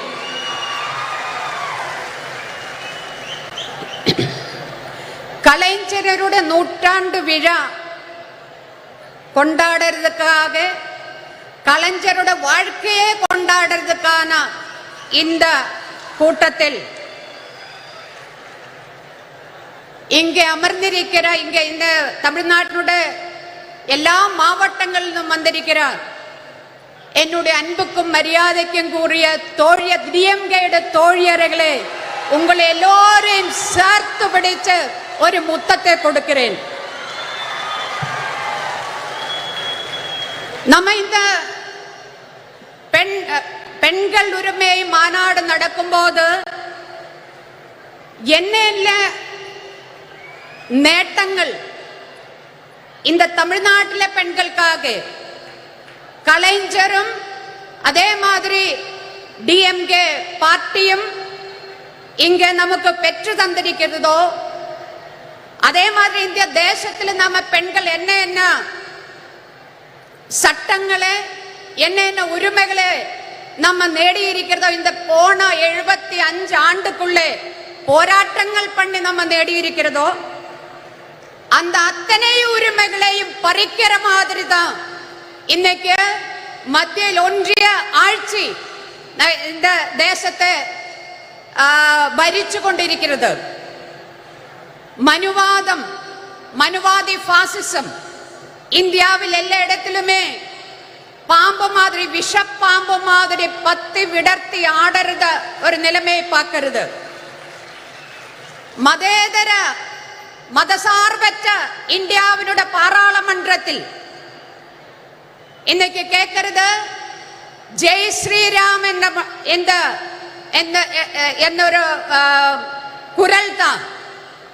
அதே மாதிரி செங்கோல் இன்னைக்கு இந்தியாவினுடைய பிரசிடென்ட், ஒரு பெண் பிரசிடென்ட், அவங்க தாழ்த்தப்பட்ட ஒடுக்கப்பட்ட கம்யூனிட்டியிலிருந்து வந்திருக்கிற பிரசிடென்ட், அந்த மாதிரி ஒரு பெண் பிரசிடென்ட் இருக்கும் போதும் இந்தியாவினுடைய பாராளுமன்றத்துக்கு வெளியே அவங்களை உட்கார வச்சு பாராளுமன்றத்துக்குள்ள செங்கோல் கொண்டு வைக்கிற ஆட்சி இன்னும் நரேந்திர மோடி 56 இன்ச் நெஞ்சளவுள்ள பிரதமர் உட்கார்ந்த இந்த தேசத்தை தொலைக்கிறதுக்காக உட்கார்ந்து இருக்கிற ஒரு கட்டத்தில் தான் ஒரு சந்தர்ப்பத்தில் தான் மகளிர் உரிமை மாநாடு கலைஞருடைய 100ஆண்டு விழாவை ஒட்டி இந்த நாம இங்க நடத்திட்டு இருக்கிறது. இந்த நாட்டில் நடக்கிற மரணங்கள் அது கூட்ட மரணங்களா இருந்தாலும் சரி, அது ஆற்றில் ஒழுகி நடக்கிற டெட் பாடிஸ் இருந்தாலும் சரி, மணிப்பூரிലെ மோர்ச்சரியில் 5 മാസത്തിലേറെയാ இருக்கிற அழுகிற டெட் பாடிஸ் இருந்தாலும் சரி, അതൊന്നുമേ இந்த 56 ഇഞ്ച് നെഞ്ചളവുള്ള പ്രഥമർ നരേന്ദ്രമോദിക്ക് കൊഞ്ചം കൂടി കവലയില്ല. ബലാത്സംഗം, പാലിയൽ ബലാത്കാരമാവട്ടെ, കൂട്ടപാലിയൽ ബലാത്കാരമാവട്ടെ, അതെല്ലാമേ ചാനൽ ചർച്ച, നമ്മ ஊடகங்களில் சர்ச்சை 2 நாள் 4 நாள். அதுக்கு பிறகு யாரையுமே அது கவலைப்படுத்தாத ஒரு செய்தியா மாறி இருக்கிற ஒரு சமயத்தில் தான் மகளிர் உரிமைக்கான மாநாடு நாம இங்க நடத்திட்டு இருக்கிறது. 2002 குஜராத் கலவரம், அந்த குஜராத் கலவரம் அது பிளான் பண்ணி டிசைன் பண்ணி நடப்பிலாக்கிய கலவரம் தான். ஆனா இந்த 2023 நம்ம இந்த மகளிர் மாநாடு நடக்கும்போது, உரிமை மாநாடு நடக்கிற இந்த டைமில் எங்க வேணாலும் எப்ப வேணாலும் നമ്മളെ மரணம் നമ്മളെ தேடி வர ஒரு நிலைமை, எங்க வேணாலும் எப்ப வேணாலும் பெண்கள் பாலியல் பலாத்காரத்துக்கு ஆளாகிற ஒரு நிலைமை, அந்த மாதிரி ஒரு நிலைமையில் தான் இன்னைக்கு நாம இருக்கிறது. ட்ரெயினில் பயணம் செய்யும்போ அந்த ட்ரெயினில் பயணம் செய்யறவங்களே அவங்களை காப்பாற்றுவதற்காக போலீஸ், ரயில்வே போலீஸ் இருக்கிறது. ஆனா அந்த ரயில்வே போலீஸ் பயனாளிகளை தோக்கெடுத்து துப்பாக்கி எடுத்து சுட்டு கொலை பண்ணற காட்சி நம்ம கண் முன்னாடி இருக்கிறது. அதே மாதிரி ஒரு ஸ்கூலில், பள்ளிக்கூடத்தில் ஒரு டீச்சர் உட்கார்ந்து மத்த ஒரு முஸ்லிம் ஸ்டூடெண்ட் நிக்க வச்சு மத்த ஸ்டூடெண்ட்ஸோட சொல்றது, நீங்க எல்லாரும் போய் அடிங்கோ அந்த குழந்தைன்னு சொல்லி குழந்தைகள் தயங்குறது. ஆனாலும் அவங்கள ஃபோர்ஸ் பண்ணி அந்த குழந்தைய அடிக்க வைக்கிறது, இதும் நம்ம கண் முன்னாடி பார்த்துட்டு இருக்கிறது. ஒரு சிறுமி, 8 வயசான சிறுமி கூட்ட பாலியல் பலாத்காரത്തിന് ഇരയായി அங்கிருந்து தப்பிச்சோடி பல வாதிலும் தட்டி விழிக்கிறது, முட்டறது, என்னை காப்பாற்றுங்கோ. ஆருமே வாதில் துறக்காம அதே அப்படியே ஆட்டி ஓடிக்கிறது, இதும் நம்ம கண் முன்னாடி நடக்கிறது. இந்த மாதிரி ஒரு நிலைமையில் ஏன் இது நடக்காம இருக்குவே? 2014 ഇന്ത്യയിൽ ஒன்றியத்தில் பிஜேபி தலைமையிலான ஆட்சியா வந்ததிலிருந்து, அதுக்கு முன்னாடியே பெண்களுக்கு எதிரான வன்கொடுமைகள் நடந்துட்டு இருந்தது. ஆனா 2014 இருந்து பார்த்தா அதனுடைய நம்பர் அது ரொம்ப அதிகமா போயிட்டு இருக்கிறது. நம்பர் அதிகமா போகிறது மட்டும் கிடையாது, அதனுடைய குரூரதா எவ்வளவு கொடூரமான விதத்தில் அந்த பெண்கள் அந்த மாதிரி பாலியல் பலாத்காரத்துக்கு ஆளாகிறது. இது மட்டுமல்ல, இந்த மாதிரி பாலியல் பலாத்காரத்துக்கு ஆளான அது கேஸுக்கு போனா, கோர்ட்டுக்கு போனா அங்க குத்தவாளிக்கு தண்டனை கிடைக்குது ரொம்ப ரொம்ப கம்மி. 100 கேஸ் எடுத்தா அதுல 5 கேஸில் கூடி குத்தவாளியை தண்டிக்கிறது கிடையாது. அது மட்டுமா, ரொம்ப ரொம்ப இந்தியாவில் இருக்கிற பெண்கள் இன்னைக்கு போர் முகத்தில் நிற்கிற மாதிரி യുദ്ധ സമാനമായ ഒരു സാഹചര്യത്തിലൂടെ ഇന്ത്യയിലെ സ്ത്രീകൾ കടന്നു പോകുന്നു എന്ന് പറയുന്നതിന് പ്രധാനപ്പെട്ട 2 കാരണങ്ങൾ ഇരിക്കുന്നത്. ഒന്ന്, ഇന്ത്യയിൽ നിറയെ ചട്ടങ്ങൾ ഇരിക്കരുത്. പെൺകളെ കാപ്പാற்றுവதற்காக, പെൺകളുടെ ഉரிமையை ഉറപ്പ് കൊടുக்கிறதுக்காக, പെൺകളെ എല്ലാവിധமான கொடூரங்களில் நாம் காப்பாற்றுவதற்கான சட்டங்கள். அது எந்த சட்டமும் சும்மா ஏதாச்சா இந்த நரேந்திர மோடி கொண்ட இங்க தந்தது கிடையாது. எங்களுக்கு எல்லாமே இந்தியாவிலே பெண்கள் போராடி அவங்களுடைய டெட் பாடி மேலே அவங்களுடைய ரத்தத்தின் மேலே நின்னுதான் நிறைய சட்டங்கள் இந்தியாவினோட பாராளுமன்றம் பாஸ் ஆக்கியது. என்ன வருது இன்னைக்கு அந்த சட்டங்கள்? அங்கே குஜராத்தில் பில்கிஸ் பானு എന്ന பில்கிஸ் பானுவிനെ பற்றி ഞാൻ നിങ്ങളോടെല്ലാം சொல்ல வேண்டிய அவசியம் கிடையாது. பில்கிஸ் பானுவிനെ அவளுடைய குடும்பத்திலே மற்ற பெண்களை கூட்ட பாலியல் பலாத்காரம் பண்ணி அவங்களை கொலை பண்ணிய அந்த கொடும் குற்றவாளிகள் அவங்களில் ஜெயிலில் இருந்தது. இந்தியா வந்து 56 ഇഞ്ചുകാരൻ പ്രധാനമന്ത്രിയുടെ തലമയിൽ 75 ആണ്ട് സ്വതന്ത്ര ദിന വിഴ നമ്മ സെലിബ്രേറ്റ് பண்ணியிருக்கும்போது இந்தியாவில ஜனங்கள் செலிப்ரேட் பண்ணியிருக்கும்போது இந்தியாவினுடைய பிரதமர் நரேந்திர மோடி செங்கோட்டையில் இருந்து பேசிட்டு இருக்கும்போது அதே நேரத்தில் குஜராத்தில் இருந்த அந்த கொடும் குற்றவாளிகளை ஜெயிலில் இருந்த அந்த குற்றவாளிகளை அப்படியே ஜெயில் திறந்து விட நீங்கள் எல்லாம் போயிடுங்கோ என்ன சொன்னது? சன்ஸ்காரி பிராமின் அவங்களெல்லாம் பயங்கரமான Brahmins.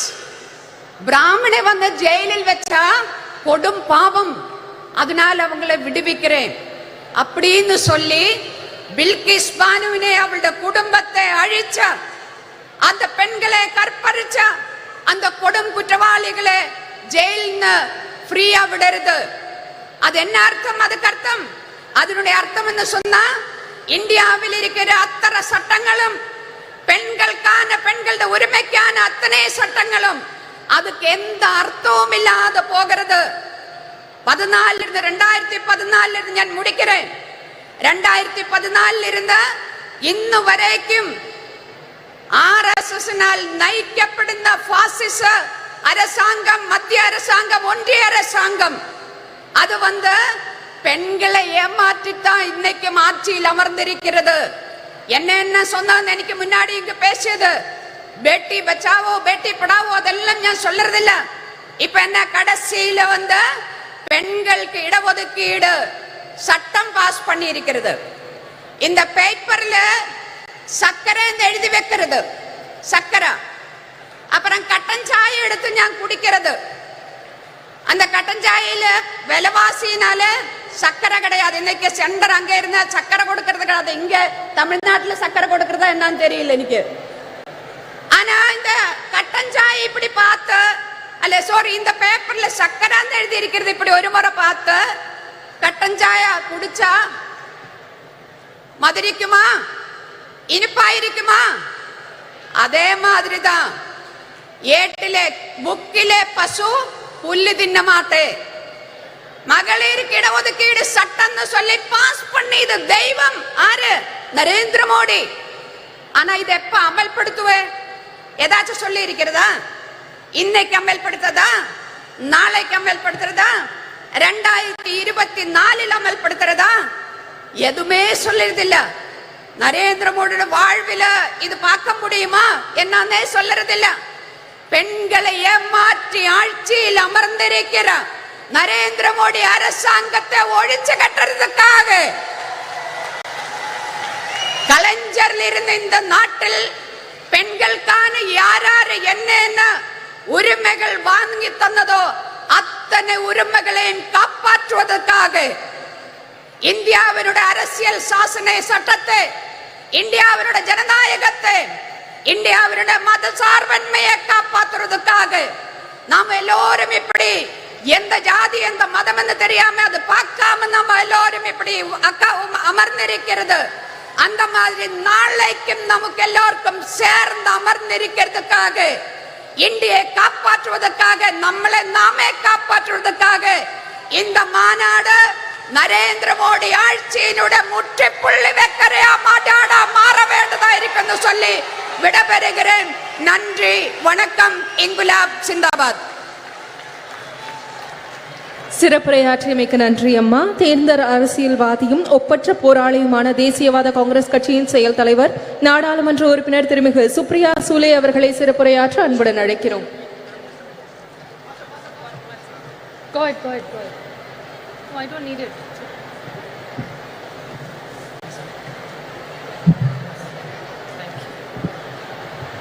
Thank you.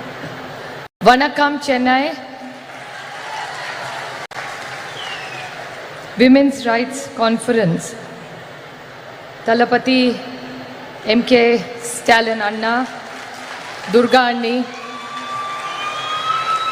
Mehbooba Mufti ji, Priyanka Gandhi ji, Dimple Yadav ji, Subhashini Ali ji, Annie Raja ji, Leshi Singh ji, Rakhi Bidlan, Sushmita Dev, Anubi Sadagiri Kanimoli, Helen Davidson, Namakkal Rani, all the honorable MPs, ministers, media, DMK leaders and policy makers. I thank the DMK for hosting this most wonderful event today here. And when I stand here, I must, when I start my speech, pay great honors and respect to Periyar, Annadurai, Kalingnar, Karunanidhi ji on his centenary year, Chhatrapati Shivaji Shahu Phule Ambedkar, which is the legacy we work, and a very special moment. Sena Tamila Enuma Podinile Imbatetan Vanda Payuda Kadanile. What I have been told this means is Tamil is a very sweet language and it's like sweet honey when you get. So Tamil, which is a beautiful language, which I fortunately in Parliament am surrounded by DMK. There is Baluji, our leader, who sits in the front, Sonia ji who sits in the front, then I have Raja, I have Daya, I have all Sumati, my friend, who sits right behind me, Jyoti Mani. I have all my other friends. I was listing them out. Shabir, who sits right next to me. My younger brother, who's sitting right next to you. All of them. Karti Chidambaram. So sometimes I'm confused whether I'm in NCP or I'm in DMK because I'm surrounded only by DMK. And I'm going to request Stalin Anna that we are fighting for our party and symbol in Maharashtra. So if Maharashtra doesn't get a ticket, I know one ticket I will get is from DMK in the Tamil Nadu here. But it's really wonderful to be here because Tamil Nadu has a rich legacy. It's a state which has done social justice. The state which I come from, of Shahu Phule Ambedkar's, you have the same rich legacy of Periyar, Annadurai and of Karunanidhi ji. So we feel very proud and I was very blessed and lucky to meet Karunanidhi ji whenever he came to Delhi. So I had the opportunity to take his blessings and learn few things and the opportunity to work with his children who have such a big legacy of the DMK party. So it's an honor for us to be here. And the beauty of DMK and Tamil Nadu is that here I asked somebody today before coming here, what are the few things the Tamilian pride is? They said our pride is of social justice. We are proud of our language. There is no caste, no religion. It's only our language which fills us together. And I would like to tell Talapati Stalin Anna one thing. That's one thing that the entire DMK in India's parliament stands for is their proud Tamil legacy that they're proud of. Whatever issues are raised, always Honorable Balaji is always leading, be it the MBBS exam, he's always first leading and fighting with the BJP. He's always fighting, no forcing Hindi on us. We are proud Tamilians, we like our language. Hindi is welcome, English is welcome. But you cannot take the Tamil away from the Tamilians.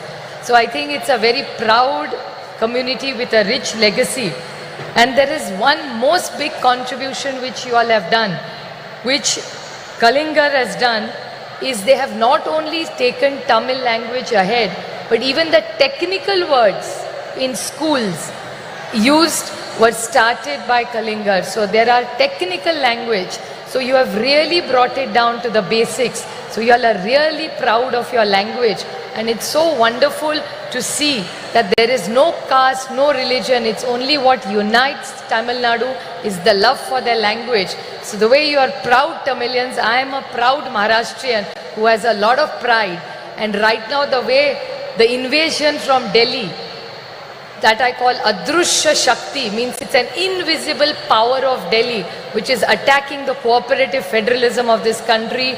The way Tamil Nadu is fighting, so are we fighting in Maharashtra, and unitedly Tamil Nadu and Maharashtra will make sure that nobody will go against our cooperative federalism and take away our rights from us. I would like to quote Kanimozhi ji has orchestrated this most beautiful evening and a special session for all of us. But she is lucky to have the complete great legacy since 1929. In Chengapolpet, there was Periyar who did the first women's conference of self-respect conference, which Periyar started and I think led this entire country. And I would like to compliment Thalapathy Stalin Anna for this most wonderful thing which his father did. And I think it's wonderful that the son takes the legacy of the Samavat Puranam, which every woman who left together. And not did she just live together, the house is not in the husband's name, the house is in the woman and the wife's name. So I really compliment this for this wonderful work that they have done. And this conference is about women. I don't look at myself as a woman MP. I'm a member of parliament. But I would definitely like to put something on record which actually I would not like to call my friend Kanimozhi a victim. But this time when the speeches started about the women's reservation bill, Kanimozhi, which actually means sweet language, and she's exactly sweet language. So when Kanimozhi stood up to give her speech in parliament, she stood up and the bullies of the Bharatiya Janata Party who claim they want to wish women, before Kanimozhi started her speech, started heckling her. And I must say the entire DMK team with the entire NCP, we fought. They are 300, we are only 100. But I am sure Sumati, Baluji, Daya, Raja, all of us who were there, Kadir, you were there, we all shot those 300 BJP men down because we felt that Kanimozhi was fighting for the rights of every woman of the state. And she, in a most articulate way, put up the points of the DMK. So I really congratulate her for all the efforts that she has done. Well, Tamil Nadu and Maharashtra have a deep relationship. For me personally, Tamil Nadu is very, very special. For the reason that my youngest sister Ashwini is married to a Tamilian boy and they live in here. Kartikeyan, my brother-in-law, is born in a place called Erode. And she's more Tamilian than most Tamilians. She has the most beautiful thali that she wears. And all the women in our family now started wearing thali because of my sister who is married in Chennai. So we have a deep connection of architecture, food, saris, textile, jewelry, music, dance. So I think the rich heritage of Tamil has come to Maharashtra and we feel closer to Tamil Nadu because our daughter has been given here and she's so well treated by Tamilians. So I'm eternally grateful for Tamil Nadu to accept my Maharashtrian daughter here and teach her all the good things that the Tamilians and make her a richer and a nicer person being here. She was quite nice when she was with us, but she's become a better person after she's moved here. So we are eternally grateful to you for looking after my sister. And it's really interesting that how languages bring us together. There are two common things between Maharashtra and Tamil. You have la, you have la, and you have la. We have only la and you have la. It's like Malai is mountain, Palli is school, and Kanimozhi is sweet language. So it's la, la, and modi. So these are all interesting things that bring us all together. And we all who are on the dais today are committed to giving every woman her dignity, and that's why we are all here from various parts of the nation. We all work together, and the India project that has been started, we are committed to giving a fair and a just leadership and governance which India deserves. So we are committed, and I thank Thalapati Stalin Anda for all the efforts that he makes. He comes for every India meeting. The first leader to come to the meeting is Baluji and Anna. Most punctual, most eager. Sometimes people are talking in Hindi. They have no clue what is going on. But Anna and Baluji are very meticulously hearing the meeting. In the middle they will ask me, what are they saying? Then now we keep a translator for them. But they are so meticulously working, most punctual, most disciplined in every India meeting. So every time we meet Anna and Baluji, we always learn something from me. So I'm eternally grateful to the entire DMK team for putting up this most wonderful meeting and hosting us with so much love. Just a last note I would like to remain. When I see so many women, my most favorite thing in the world and the most favorite flower of mine is jasmine.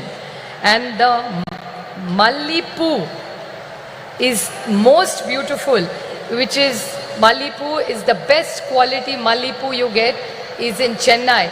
And every time I come to Chennai, I take 2 kilos of Mallipu for my mother.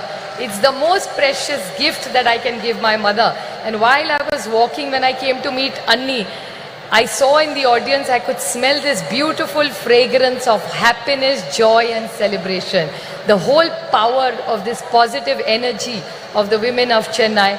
I'm eternally grateful for us to be here together, to celebrate life, to celebrate freedom, to celebrate joy, to bring it, because I think women have a huge power behind, and it's not about genders. I think the great teamwork that we have done, and like Kanimoli always says in Parliament, don't put us on a pedestal and glorify us as women. We are gender equal, we are as equal as the men. We don't want glorification. We only want equal rights, which we have deserved. And I think with the legacy of Periyar, Anna and Kalingar, I think Tamil Nadu leads the way to all of us for a better India. Thank you very much. சிறப்புரைக்கு மனமார்ந்த நன்றி. அரை நூற்றாண்டிற்கு மேலான பொது வாழ்வில் ஒடுக்கப்பட்ட மக்களின் உரிமை குரலாய் ஒலித்துக் கொண்டிருக்கும் முன்னாள் நாடாளுமன்ற உறுப்பினராகவும் மார்க்சிஸ்ட் கம்யூனிஸ்ட் கட்சியின் இந்நாள் பொலிட் பீரோ உறுப்பினராகவும் திகழும் திருமிகு சுபாஷினி அலி அவர்களை சிறப்புரையாற்ற அன்புடன் அழைக்கிறோம்.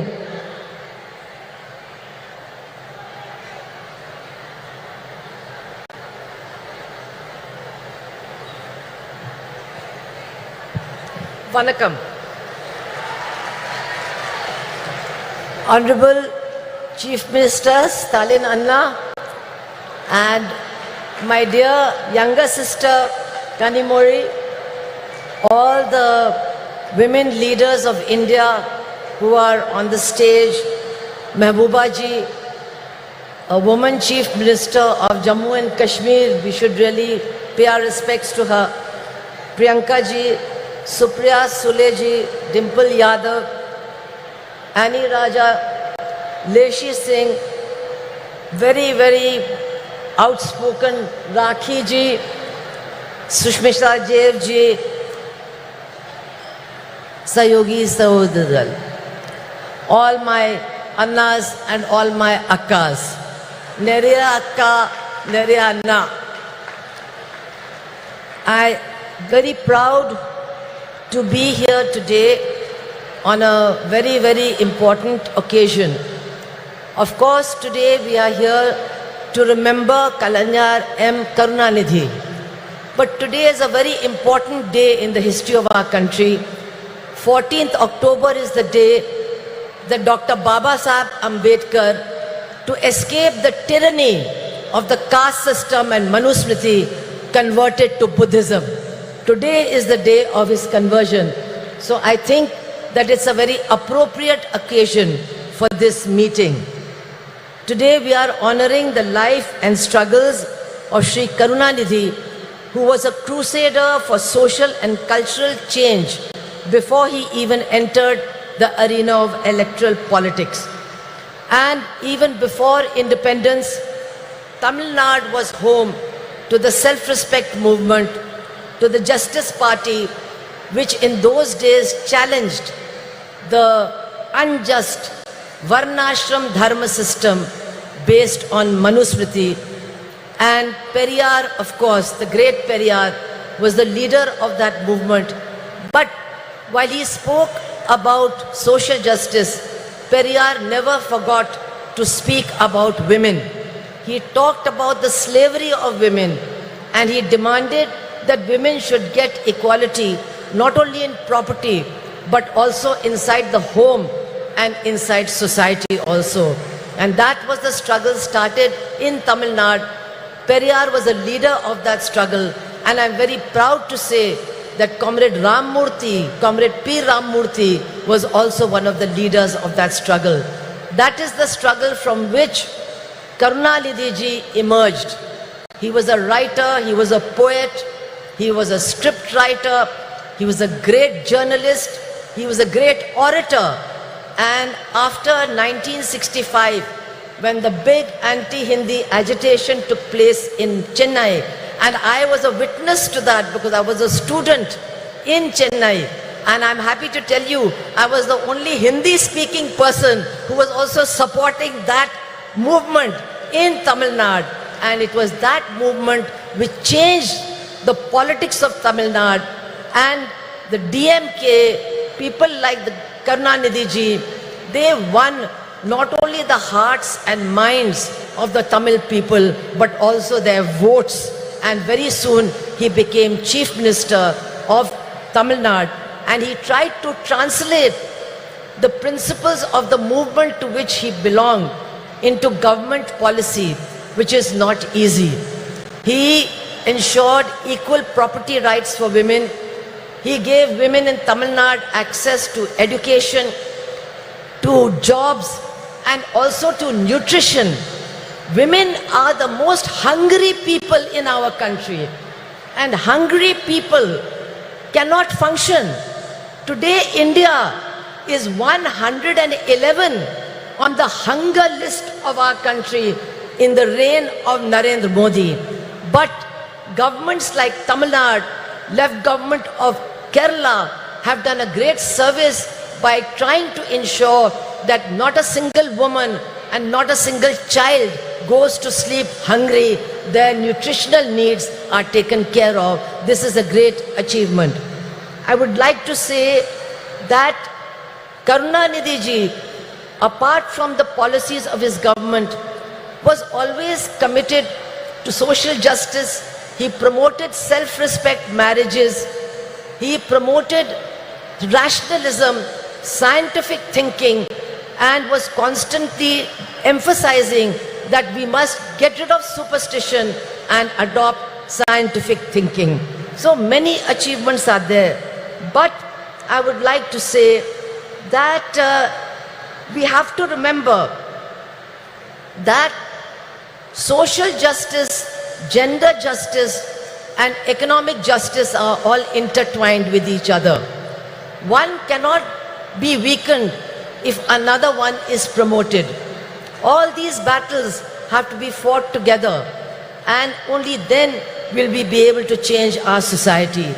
We have not yet succeeded in doing that. And today, actually, what we are witnessing is an onslaught by the Manuvadi forces against the struggle for progress, the struggle for justice, and the struggle for equality. We must understand who these people are who are ruling the country.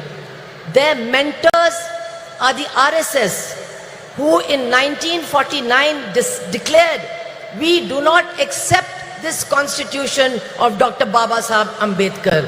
The RSS declared that and said, we want to create a society based on Varnashram Dharma, based on Manusmriti.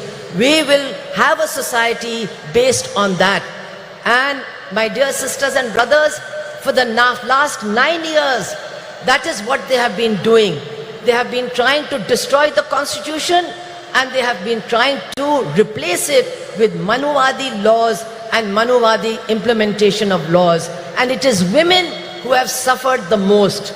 It is women who are facing the worst kind of terror and oppression, especially in BJP-ruled states. What is happening there, I cannot even describe to you.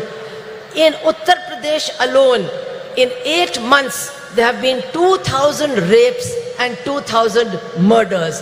This is a record in India, in the biggest state ruled by the BJP. And they are trying to change many things they have done, but a very dangerous thing that they are doing is they are trying to introduce a Manuvadi system of delivery of justice. What they are doing is that now the punishment will depend on the religion and the caste of the criminal and the religion and the caste of the victim. So that is why we see that on Independence Day, 15th of August, Narendra Modi's state of Gujarat releases mass murderers and mass rapists who have destroyed Balkis Banu's family, who killed her 2 children and raped her mother, raped her sister-in-law and killed the male members of her family. They were released on the 15th of August last year. We have seen that in Hathras in Uttar Pradesh, a Dalit girl who was gang raped, she was said to be a liar. The chief minister said she was a liar. When she died, her body was taken away by the police and burnt in the middle of the night. And the 4 people who were arrested, 3 of them have been released because they belong to the same caste as the chief minister of Uttar Pradesh, and the judge says there was no rape. We are seeing that a wrestler, the chief of the wrestling federation, who has been accused by the Delhi police of being a continuous sexual offender, he is sitting in that new building of parliament, and the BJP party, the government is not ready to take any action against him in spite of the struggle of the women wrestlers. We are seeing that after what happened in Manipur, which we have never seen in our country, that women were handed over by the police to a mob. They were stripped, they were gang raped, and our Chief Minister of Manipur and the Prime Minister of India, who are running a double-engine government, they did not have one word to say about the women and their suffering. And now after 5 months, those women are still crying for justice. Nobody is there to listen to them. This is what is happening in our country as far as women are concerned. And now, to try and get the women's votes, what does the BJP do? They pass the Women's Reservation Bill. It is now an act. But how do they pass it? Just like they give free gas cylinders. They give you three gas cylinders and then they say, now you go and buy one for 1,200 rupees. This is how they implement their policies. So, Women's Reservation Act has come. But when will it be implemented? Nobody knows. Teriyada. Araka teriyada. Nobody knows. When is this Women's Reservation Act going to come? 24? Illa. 29? Illa. After that, no. I want to tell you, brothers and sisters of Tamil Nadu, to get the Women's Reservation Act implemented, you have to throw out this BJP government, otherwise it will never be implemented. And now, I want to say in the end, that change is coming. There is no doubt about it, change is coming. We can feel the winds of change. And once again, not the BJP agenda, but the agenda of social justice, economic justice, gender justice, they are emerging to occupy center stage in this battle against the BJP. And here, the alternative policies of the left front government in Kerala, the strong Dravidian movement of Tamil Nadu, they are giving strength and inspiration to this movement so that we can all combine and defeat the BJP. I would only like to appeal to all my women, sisters over here, all the women over here, that yes, we are struggling for social justice, but we must remember, we must insist that social justice is not complete without gender justice. Without justice for women, social justice cannot be complete. Without economic justice, without justice for the poor and for the exploited workers and peasants of this country. The whole battle has to be fought together. Only then can we change the face of India. And definitely Karunanidhi ji's memories will inspire us in this struggle. I want to end by saying, many of you remember that Karunanidhi ji was not only a poet and an administrator, he was also a great journalist. How can you forget his fiery articles in Murasoli, which created a storm in the state of Tamil Nadu? He was a great journalist. If he had been alive today, he would be very sad. He would be very sad to see that India is going to the bottom as far as press freedom is concerned.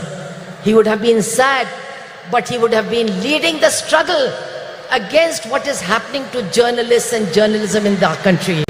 He would have led the... I think Sonia ji has come. We can all welcome her and then I'll complete.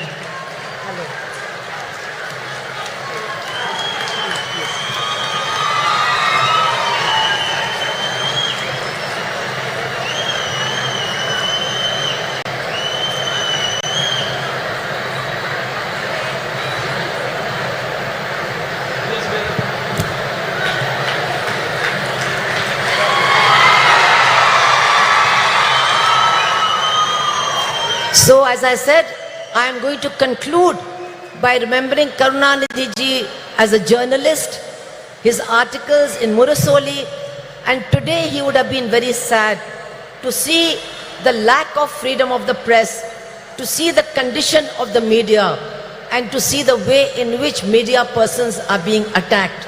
But I am sure that if he was alive today, Karunanidhi ji would be leading the battle for those of our journalists who have been killed, who have been wounded, and for our friends of NewsClick who are being arrested on completely false charges.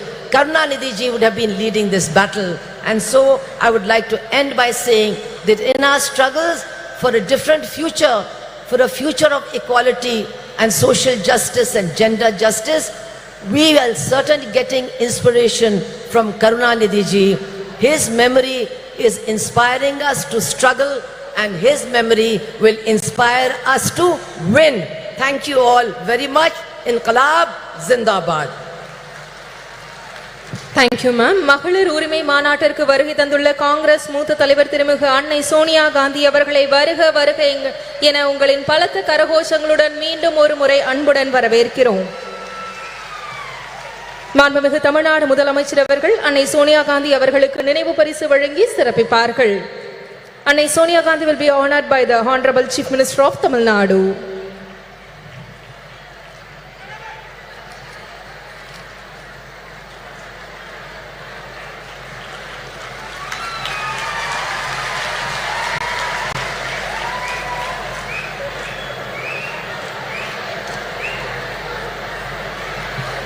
திராவிட இயக்க பாதையில் விளிம்புநிலை மக்களுக்காக சமரசமின்றி பணியாற்றி வரும் திராவிட முன்னேற்ற கழகத்தின் துணை பொதுச் செயலாளர் நாடாளுமன்ற உறுப்பினர் திருமிகு கனிமொழி கருணாநிதி அவர்களை உரையாற்ற அன்புடன் அழைக்கிறோம்.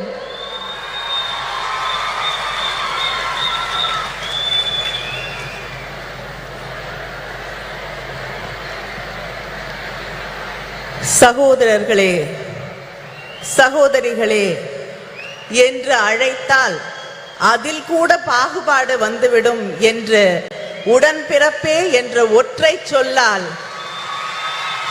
அந்த மந்திர சொல்லால் நம்மையெல்லாம் கட்டி போட்டு வைத்திருந்த தலைவர் கலைஞர் அவர்களுடைய நூற்றாண்டிலே தேசிய அளவிலான மகளிர் உரிமை மாநாட்டை நடத்தும் வாய்ப்பினை எனக்கும் மகளிர் அணி அவர்களுக்கும் அளித்து அது வெற்றி பெறுவதற்கு முழு முதல் காரணமாக இருக்கக்கூடிய நம்முடைய முதலமைச்சர் கழகத்தின் தலைவர் அண்ணன் தளபதி அவர்களே,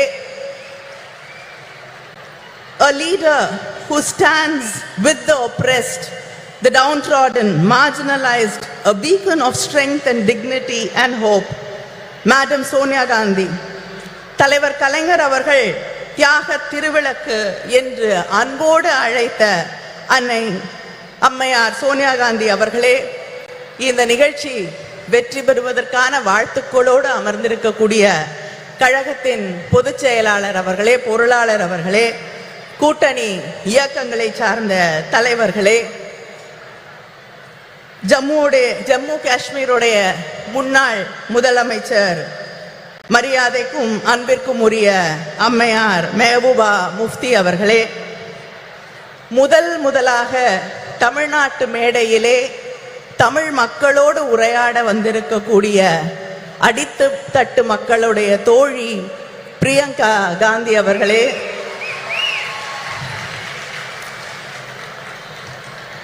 my friend and my sister, நாடாளுமன்றத்திலே எல்லோருடைய மரியாதையும் அன்பையும் பெற்றிருக்கக்கூடிய போராளி சுப்ரியா சூலே அவர்களே, சமூக மாற்றம், பொருளாதார நீதி இவற்றுக்காக தன் வாழ்நாளெல்லாம் சுழன்று பணியாற்றக்கூடிய தோழியர் சுபாஷினி அலி அவர்களே, தோழியர் ஆனி ராஜா அவர்களே, சமூக நீதிக்காக தன் வாழ்நாளெல்லாம் பாடுபட்ட முலாயம் சிங் அவர்களுடைய குடும்பத்தைச் சேர்ந்த டிம்பிள் யாதவ் அவர்களே, சாதிவாரி கணக்கெடுப்பில் புரட்சி செய்திருக்கக்கூடிய முதலமைச்சர் நிதிஷ்குமார் அவர்களின் கட்சியின் அமைச்சர் லேஷி சிங் அவர்களே, டெல்லி சட்டமன்றத்தின் துணை சபாநாயகர் ராக்கி பிட்லன் அவர்களே, திரிணாமுல் காங்கிரஸிலிருந்து வந்து ஆணித்தரமாக அழுத்தமாக உரையாற்றி அமர்ந்திருக்கக்கூடிய சுஷ்மிதா தேவ் அவர்களே, மகளிர் அணியுடைய செயலாளர் ஹெலன் டேவிட்சன் அவர்களே, தொண்டரணியின் செயலாளர் நாமக்கல் ராணி அவர்களே, இந்த நிகழ்ச்சியிலே கலந்து கொண்டிருக்கக்கூடிய அமைச்சர் பெருமக்களே, மாவட்ட கழகத்தின் செயலாளர்களே, இந்த கூட்டம் இவ்வளவு வெற்றிகரமாக நடைபெறுவதற்கு அத்தனை உதவிகளையும் செய்து இந்த கூட்ட ஏற்பாடுகளை எல்லாம் முன்னின்று நடத்தி தந்திருக்கக்கூடிய அமைச்சர் மா சுப்பிரமணியம் அவர்களே, அமைச்சர் தாமு அன்பரசன் அவர்களே, இந்த நிகழ்ச்சியிலே லேட்டா வந்தாலும் லேட்டஸ்டா வந்து கலந்து கொண்டிருக்கக்கூடிய இளைஞரணியின் செயலாளர் உதயநிதி அவர்களே, அவர் உள்ளிட்ட அணி செயலாளர்களே, நாடாளுமன்ற உறுப்பினர்களே, சட்டமன்ற உறுப்பினர்களே, திராவிட முன்னேற்ற கழகத்தின் முன்னணி செயல் வீரர்களே, உங்கள் அத்தனை பேருக்கும் என்னுடைய நன்றியை வணக்கத்தை தெரிவித்துக் கொள்கிறேன். ஒரு மெழுகுவர்த்தியை ஏற்றினால் 1000 விளக்குகளை ஏற்ற முடியும். அறிவொளி பெற்ற ஒரு பெண்ணாலும் அத்தகைய ஒளியை உருவாக்க முடியும் என்று சொன்னவர் தலைவர் கலைஞர் அவர்கள். அப்படி அறிவொளி பெற்ற தீபங்களாக இந்த நிகழ்ச்சியிலே கலந்து கொண்டிருக்கக்கூடிய எங்கள் மகளிர் அணியின் சகோதரிகள் அத்தனை பேருக்கும் என்னுடைய வாழ்த்தை, வரவேற்பை, நன்றியை தெரிவித்துக் கொள்கிறேன். மகளிர் மாநாடுகள் என்பது, மகளிர் உரிமை மாநாடுகள் என்பது நம்முடைய திராவிட இயக்கத்திலே 100 ஆண்டு வரலாற்றை கொண்டிருக்கக்கூடிய ஒன்று.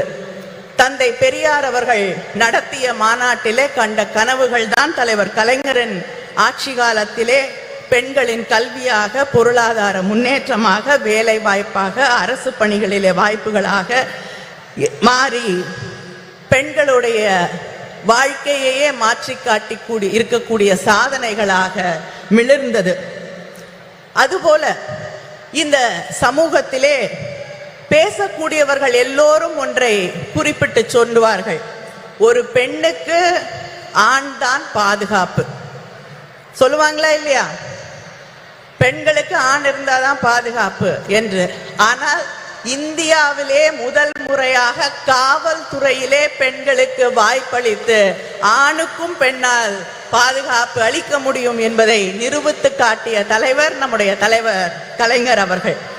நம்முடைய தலைவர் கலைஞர் அவர்களின் ஆட்சியின் நீட்சியாக இன்று நம்முடைய அண்ணன் தளபதி அவர்களுடைய அரசு தொடர்ந்து பெண்களுக்கான வாய்ப்புகளை, பெண்களை பேணி காக்கக்கூடிய ஒரு ஆட்சியாக இன்று மிளிர்ந்து கொண்டிருக்கிறது. ஆட்சி பொறுப்பேற்றுக் கொண்ட அதே நாளிலே பெண்களுக்கான இலவச பயணம், பேருந்து பயணத்தை விடியல் பயணமாக அறிவித்து யாரும் பெண் வீட்டை விட்டு வெளியில போக கூடாதுன்னு சொல்ல முடியாத ஒரு நிலையை உருவாக்கி காட்டியவர் நம்முடைய முதலமைச்சர் அவர்கள்.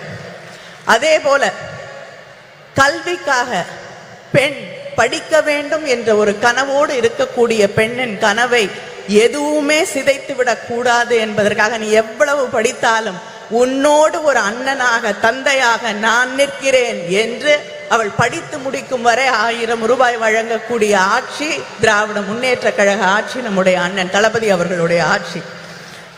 அதே போல வீட்டிலே இருக்கக்கூடிய சகோதரிகளை பத்தி யாராவது கேட்டா வீட்டுல என்ன பண்றாங்கன்னு கேட்டா சொல்லுவாங்க சும்மா இருக்காங்கன்னு.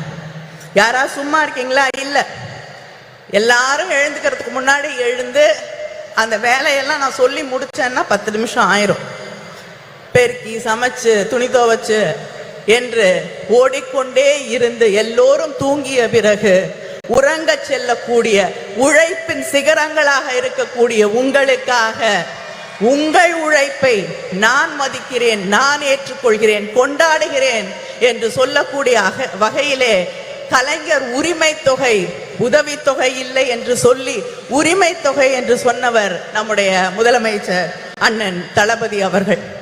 இதுதான் திராவிட மாடல் ஆட்சி. இந்த ஆட்சியிலே தான் இங்கே வந்திருக்கக்கூடிய சகோதரிகளிலே தமிழ்நாட்டிலே 11 பெண் மேயர்கள் இருக்கிறார்கள். இங்க இருக்காங்க 11 பெண் மேயர்கள் இருக்கக்கூடிய மாநிலம் தமிழ்நாடு. இப்படிப்பட்ட வாய்ப்புகளை எல்லாம் உருவாக்கி தந்து கொண்டிருக்கக்கூடியவர்கள் நாம். ஆனால் ஒன்றிய அரசாங்கத்திலே நம்முடைய பிரதமர் இருக்கிறார். நாரி சக்தி, பெண் சக்தி என்று சொல்லி பெருமையாக பேசுவார். அவருடைய உரையாடல்கள் எல்லாம் பெண் சக்தியை, நாரி சக்தியை நாங்கள் கொண்டாடுகிறோம் என்று பொய் புரட்டுகளை எல்லாம் சொல்லிக் கொண்டிருப்பார்கள். இங்கே பேசியவர்கள் எல்லாம் குறிப்பிட்டு சொன்னது போல ஒரு மகளிருக்கான மசோதாவை கொண்டு வந்தார்கள். யூபிஏ ஆட்சியிலே 2010 அம்மையார் சோனியா காந்தி அவர்கள் வலியுறுத்தலிலே நம்முடைய ஆதரவோடு மகளிர் மசோதா நிறைவேற்றப்பட்டது ராஜ்யசபாவில். அதுக்கு எந்த கண்டிஷனும் கிடையாது. இதெல்லாம் இருந்தாதான் அதை நடைமுறைக்கு கொண்டு வருவோம் என்ற நிலை இல்லை. ஆனால் பிஜேபி மார்த்தட்டி கொள்கிறார்களே, நாங்க மகளிர் மசோதாவை கொண்டு வந்து விட்டோம் என்று. அந்த மகளிர் மசோதா இப்ப இல்ல, 10 ஆண்டுகள், 20 ஆண்டுகள், 50 ஆண்டுகள் ஆனால் கூட அந்த மகளிர் மசோதா நடைமுறைக்கு வர முடியாத ஒரு மசோதாவை அவர்கள் கொண்டு வந்து தேர்தலுக்காக பெண்களை ஏமாற்ற துடித்துக் கொண்டிருக்கிறார்கள். இந்த ஆட்சியில, ஒன்றியத்திலே இருக்கக்கூடிய பிஜேபி ஆட்சியிலே எந்த பெண்ணுக்காவது பாதுகாப்பு இருக்கிறதா என்று நீங்கள் சிந்தித்து பார்க்க வேண்டும். மணிப்பூர் பற்றி எரிந்து கொண்டிருக்கிறது. 50,000 பேருக்கு மேல் தன் வீடுகளை விட்டு நூற்றுக்கணக்கான முகாம்களிலே வாழ்ந்து கொண்டிருக்கிறார்கள். நானும் சுஷ்மிதா தேவ் அவர்களும் அந்த முகாம்களை சென்று பார்த்த பொழுது அங்கே பெரும்பாலும் பெண்களும் குழந்தைகளும் வாழ முடியாத நிலையிலே சொல்லுனா துயரோடு வாழ்ந்து கொண்டிருக்கிறார்கள். அவர்கள் இன்று வரை மாதக்கணக்கிற்கு பிறகும் இன்றும் வீட்டிற்கு போக முடியாத நிலை. இதே பிஜேபி குஜராத்திலே செய்த அட்டூழியங்களை, அநியாயங்களை, பெண்கள் எந்த அளவிற்கு பாதிக்கப்பட்டார்கள் என்பதை நாம் இன்று வரை மறந்து விட முடியாது. மத கலவரங்கள், காழ்ப்புணர்வு அரசியல், வெறுப்பு அரசியல் என்று வரும் பொழுது மிகப்பெரிய அளவிலே பாதிக்கப்படுவது பெண்கள் தான் என்பதை இங்கே இருக்கக்கூடிய சகோதரிகள் உணர்ந்து கொள்ள வேண்டும். மணிப்பூரிலே இந்த நிலை.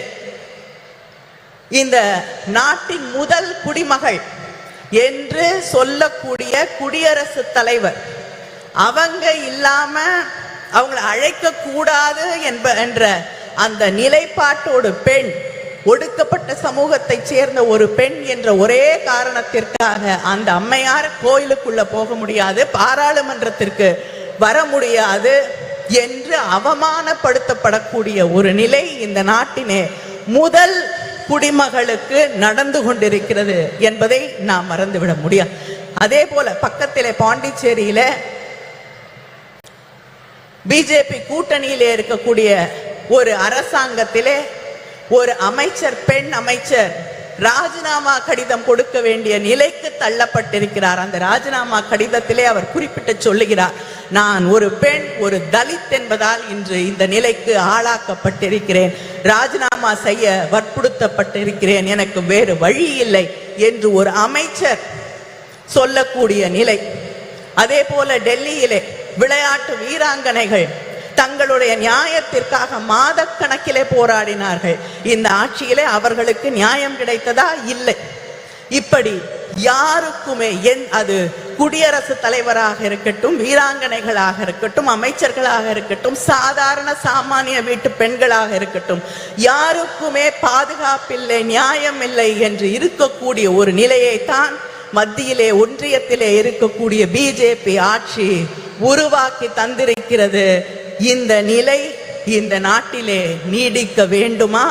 நீடித்தால் பெண்களுக்கு பாதுகாப்பு இருக்கிறதா என்பதை நீங்கள் சிந்தித்து பார்க்க வேண்டும். வேலை வாய்ப்பு நம்முடைய ஆட்சி தமிழ்நாட்டில் இன்னைக்கு இந்தியாவிலே அதிகமாக பெண்கள் வேலைக்கு போகக்கூடிய, பெண்கள் இருக்கக்கூடிய 43% பெண்கள் வேலைக்கு போகக்கூடிய வாய்ப்பை பெற்றிருக்கக்கூடிய மாநிலமாக நாம் பெருமையாக பேசக்கூடிய நிலை இருக்கிறது.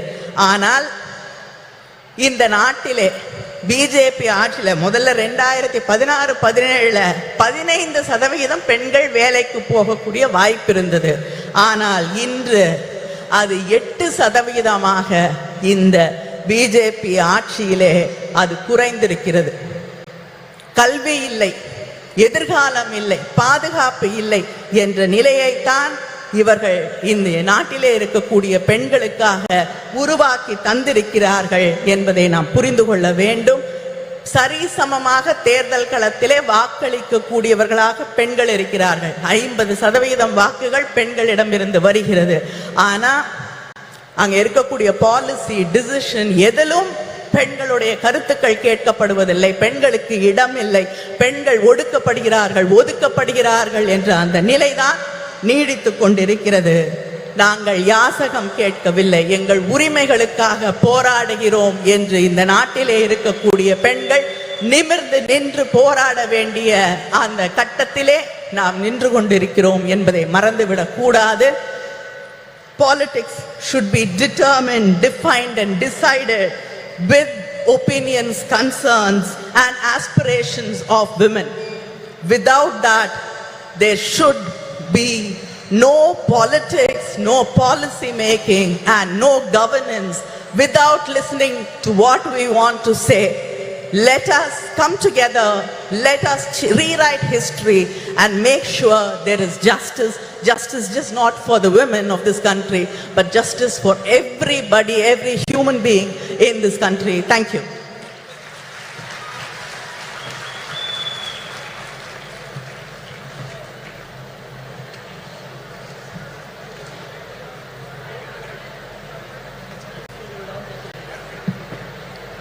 சிறப்புரைக்கு மனமார்ந்த நன்றி. இந்தியாவின் எந்த மூலையில் அநீதி இழைக்கப்பட்டாலும் அதற்கு எதிராக குரல் கொடுப்பவர், ஒடுக்கப்பட்ட மக்களின் உரிமைகள் பறிக்கப்படும் போது களத்தில் நின்று போராடுபவர், இந்திய தேசிய காங்கிரஸ் கட்சியின் பொதுச் செயலாளர் திருமிகு பிரியங்கா காந்தி வத்ரா அவர்களை சிறப்புரையாற்ற அன்புடன் அழைக்கிறோம். முதன்முறையாக தமிழ்நாட்டின் மேடையில் திருமிகு பிரியங்கா காந்தி வத்ரா அவர்கள்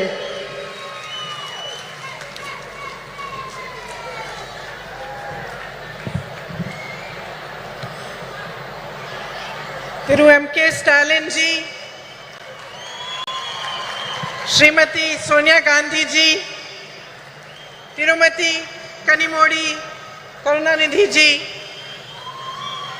Srimati Mehbooba Mufti ji, Srimati Subhasini Ali ji, Srimati Supriya Sule ji, Srimati Lacey Singh ji, Srimati Annie Raja ji, Srimati Rakhi Bidlan ji, Srimati Dimple Yadav ji, Sushmita Dev ji. It is an honor for me to be here today to commemorate the 100th birthday of Thiru K. Karunanidhi and share the stage on this special meeting for women with all of you. 32 years ago, darkest night of my life, I first set foot on this land of Tamil Nadu. I was here to collect my father's shattered body. I was 19 years old and my mother was just a few years younger than I am today. As the door of the plane opened, the night grabbed us and drew us in. But I was not afraid of it because the worst thing I could have imagined had already happened. A few hours earlier, my father had been killed. I had walked towards my mother that night, knowing that the words I was to speak would break her heart. Yet I spoke them, and I watched as the light of happiness was extinguished from her eyes forever. We walked down the stairs of the plane onto the tarmac of Minambakam Airport Terminal, shocked and alone. Then suddenly, as if sent by the embarrassed gods who had failed us, a crowd of women dressed in blue saris surrounded us. They were ladies who worked at the airport. They held my mother in their arms and cried inconsolably with her as if they were all my mothers, as if they too had lost their beloved. In those shared tears, a bond formed between me, between my heart and the women of Tamil Nadu that I can neither explain nor ever erase. Ningal Daniyen Thai, Ningal Daniyen Sahodari, Inge Uguludan, Irupatai, நான் பெருமையாக கருதுகிறேன். இன்று நான் நம் அன்னை வரை பற்றி பேசப் போகிறேன். இந்திய நாட்டின் பெண்களை பற்றி பேசப் போகிறேன். I am here to remind you that we are the strength of this proud and beautiful nation which is our motherland. My sisters, no matter how rich we are or how poor we are, no matter whether we live in big cities, small towns or villages, no matter how well educated we are or how much lack of opportunity we have faced, we are the bedrock upon which our families and our societies are built brick by brick. We are the ones that carry the weight of our society on our shoulders. We do this with grace and courage. We do it with tenacity and strength of will. And our capacity to absorb pain and suffering is immense. We are proud of these qualities which have been passed on in our bones through generations and generations of oppression. But my sisters, I am here to remind you that we are more than this. We are greater than our ability to bear suffering. We are the ones that nurture and hold, that give to our children and to all those around us unfailingly. We are the ones who teach courage, the ones who teach love. It is us who understand forgiveness and us who know how to fight fearlessly in the face of adversity. We are the workforce powering our nation forward, and we are the millions of young women aspiring towards a better future. We know how to rise from the darkest night to claim a new dawn. We have a light within each one of us that is capable of shining brighter than the sun. But that light has never been allowed the freedom and joy to shine in its fullness.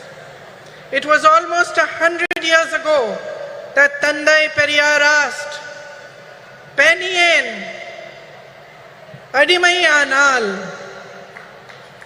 why were women enslaved?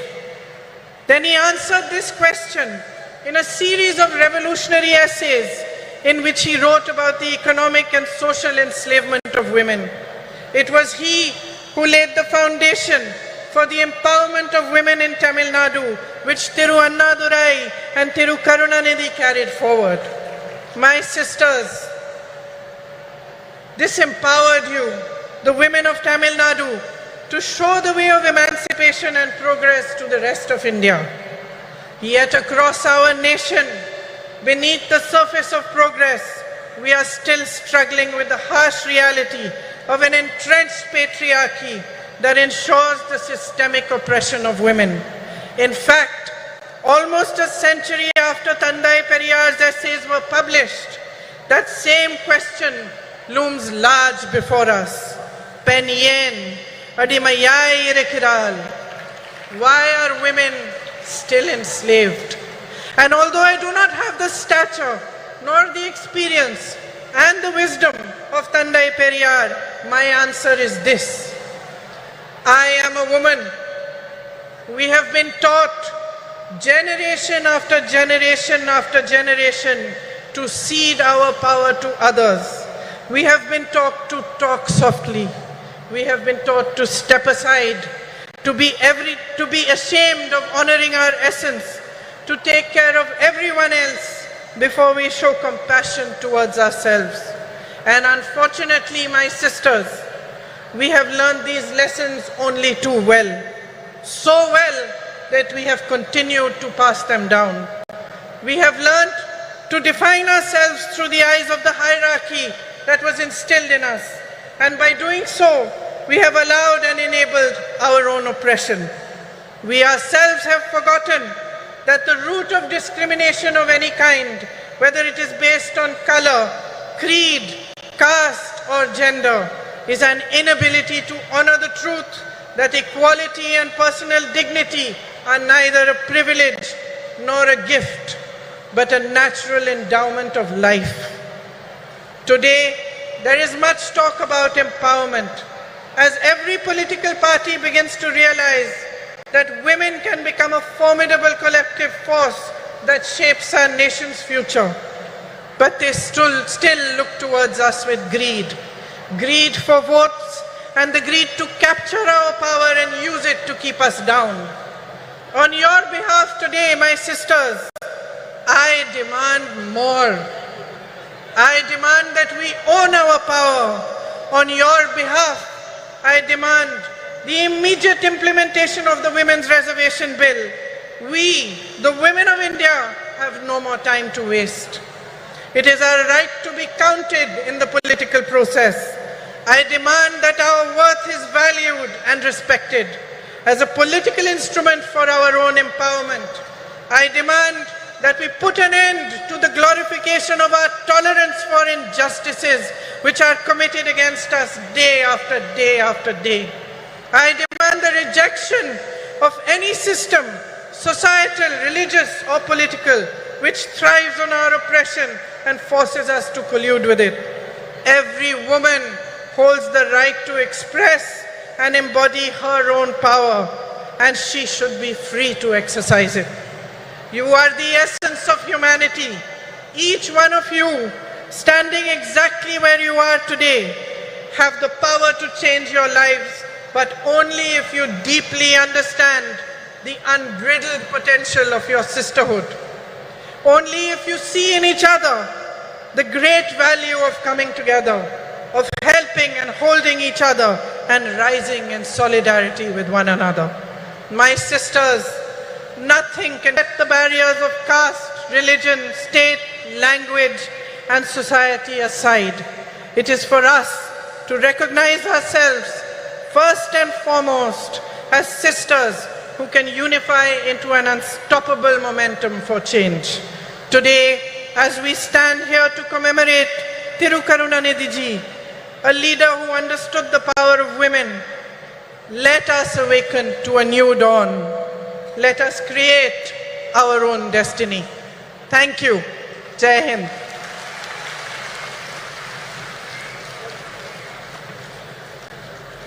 அன்புடன் அழைக்கிறோம்.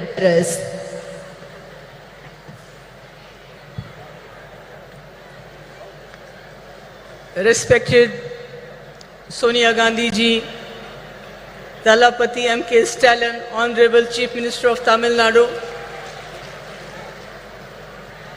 Kanamoji, Karunanidhi ji, Priyanka Gandhi ji, Supriya Sole ji, Dimple Yadav ji, Subhasni Ali ji, Annie Raja ji, Miss Lesh Singh ji, Miss Rakhi Bidlan ji, and Miss Sushmita Dev. Anna, is that right? This is for the first time I am making a speech by reading a script, because since I don't know Tamil, you don't know Urdu, so I'll try to be do my best. It's an honor for me to attend the 100th birth anniversary of Kalaingar Karunanidhi ji and to speak on a subject that is incredibly close to my heart, not just because I am a woman, but because I have gone through all that a woman has to endure during the life since the time she is born. Most people assume that women from privileged backgrounds like me have it easy, but that's not the case. Every woman, regardless of her religion, social status, caste, creed and color, undergoes tremendous challenges, sometimes simply to survive, let alone thrive, and I am sure the galaxy of women very, very hard, Female infanticide, child abuse, discrimination at home, discrimination at workplace, dowry deaths, and one cannot simply state enough the huge role Karunanidhi ji played towards the emancipation and upliftment of women. His crusade in this direction started much before he entered politics. Even as a writer, blessed with a razor-sharp intellect, his scripts were ahead of his times. They strongly advocated equal rights for females and also helped in religious patriarchy. The empowerment of women was an integral and crucial part of his idea of social justice. Some of the path-breaking reforms that he introduced were free education for girl child, encouraged remarriage of women, rehabilitate widows, encourage their remarriage, induct them into police force, reservation in local governance and government jobs, and also setting up self-help groups. Such was his vision and compassion that he went a step further in his efforts to bring in. Remarkable is his latest Demon Priest. This is something remarkable. It is happening at a time when women are not allowed to enter religious places, whether they are Hindus or Muslims or whatever. This is really admirable, and I salute for this to you. And as far as I am concerned, I was Chief Minister just for 3 years, and I tried to bring in certain schemes for the girls. One was providing exclusive buses to the women, not free, but exclusive. But women had a sigh of relief, because I know, and these women know, what we have to go through when we travel by public transport. I think we all know what happens to us. So the women were relieved. Then I introduced a scooty, 50% subsidy to meritorious girls, college-going girls coming from very poor backgrounds. And today when I see the young ladies on the scooty going with their fathers sitting behind them, their brothers sitting behind them, I mean, it brings a smile, which is a very difficult thing in Jammu and Kashmir after 2019, when everything was snatched from us, what this great country had given us, what the Indian Constitution had given us. The people of J&K have stopped smiling, except when Rahul ji came with his brigade, this Bharat Jodo Yatra. I saw the smile on the faces of Kashmiris, from the faces of Jammu people after a long time. And then one more thing which I did during my tenure was to waive off stamp duty on the land that was purchased in the name of women. Can you imagine how many people started purchasing land in the name of their wives, their daughters, their sisters, instead of their sons?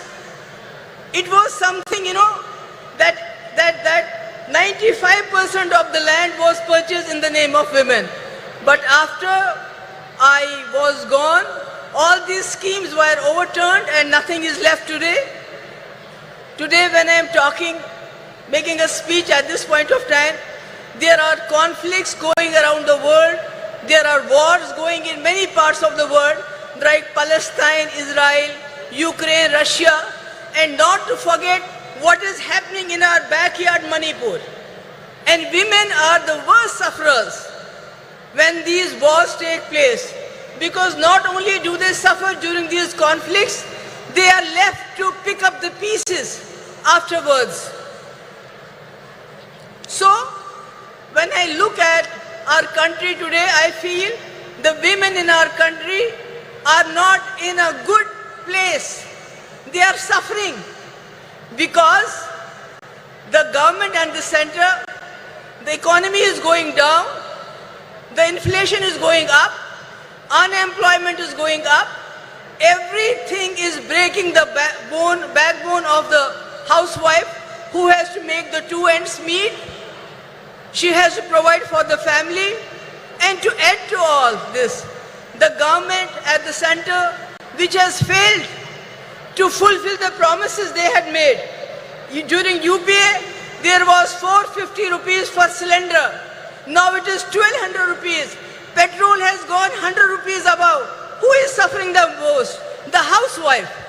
And to add to all of this, the present government, the Modi government, is trying to divert the attention from all these problems by their sinister design of injecting hatred, venom into the society through the youngsters of the poorest of poor.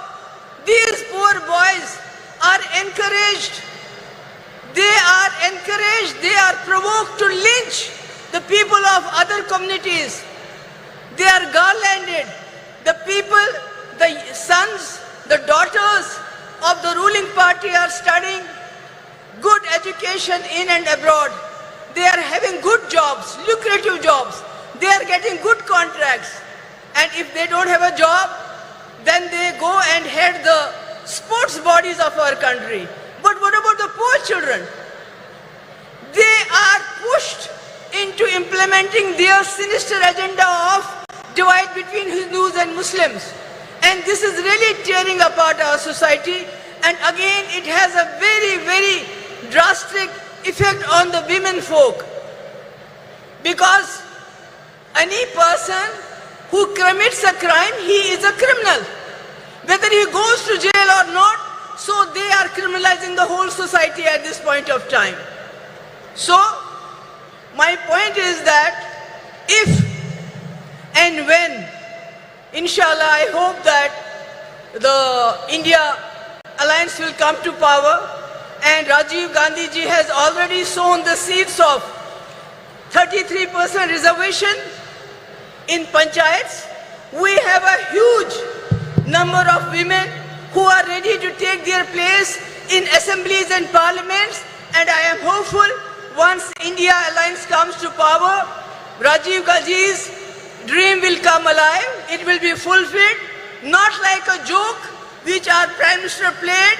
He signed a check, kept it in his pocket and told the women folk, we'll cash it sometime in 2047. So, but we are not going to do that. Inshallah, I am hopeful.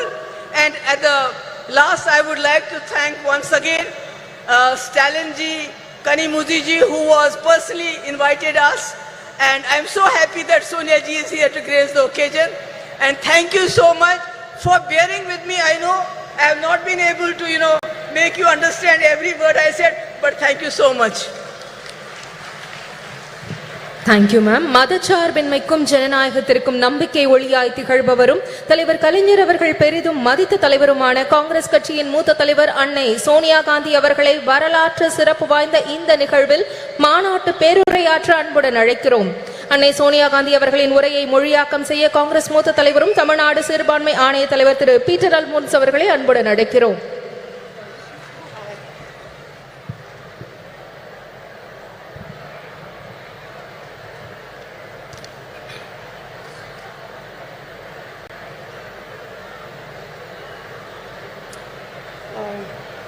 I think it's too high, no? No, leave it.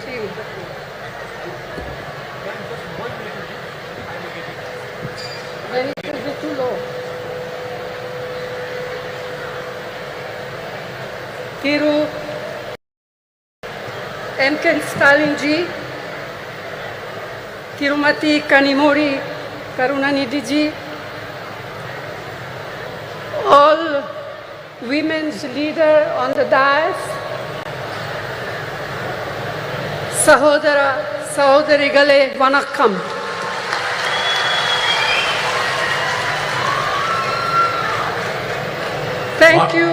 Thank you, Chief Minister of Tamil Nadu, Thiru M. Stalin, for inviting me to this Women's Rights Conference.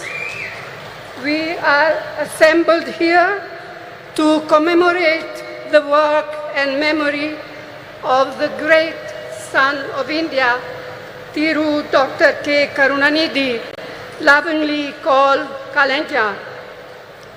மாண்புமிகு ஸ்டாலின் அவர்களே, அன்பிற்குரிய கனிமொழி அவர்களே, மேடையிலே அமர்ந்திருக்கக்கூடிய மகளிர் தலைவர்களே, இந்த அருமையான நாளில் ஒரு மாபெரும் தலைவருடைய 100 ஆண்டு விழாவை முன்னிட்டு நடத்தப்படுகின்ற இந்த மகளிர் உரிமை மாநாட்டிற்கு என்னை அழைத்த முதலமைச்சர் ஸ்டாலின் அவர்களுக்கு என் நெஞ்சார்ந்த நன்றியினை தெரிவித்துக் கொள்கிறேன்.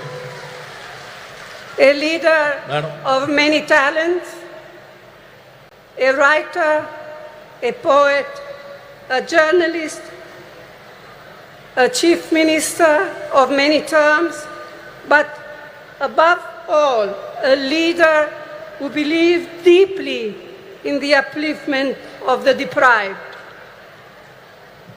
தன்னுடைய வாழ்க்கை முழுமையும் ஏழை எளிய மக்களுக்காக உழைத்தவரும் இந்திய தாயினுடைய தவப்புதல்வர்களில் ஒருவரும் நம்மால் அன்போடு கலைஞர் என்று அழைக்கப்படக்கூடியவருமான அருமைக்குரிய தலைவர் கலைஞர் அவர்கள் ஒரு பன்முகத்தன்மை கொண்ட ஒரு மாபெரும் தலைவர். ஒரு எழுத்தாளராக, ஒரு பத்திரிகையாளராக, ஒரு முதலமைச்சராக, ஒரு நிர்வாகியாக அவர் ஆற்றிய பணிகள் மகத்தான பணிகள். He believed in equality of all, regardless of faith, caste, language or region. And ahead of his time, he was a champion of gender equality, which has now become something of a national movement. மாநிலம், மொழி, சாதி, மத நம்பிக்கை இவற்றிற்கெல்லாம் அப்பாற்பட்டு எல்லோரையும் சமத்துவமாக பார்க்கக்கூடிய ஒரு அருமையான தத்துவத்திலே அவர் நம்பிக்கை கொண்டிருந்தார்.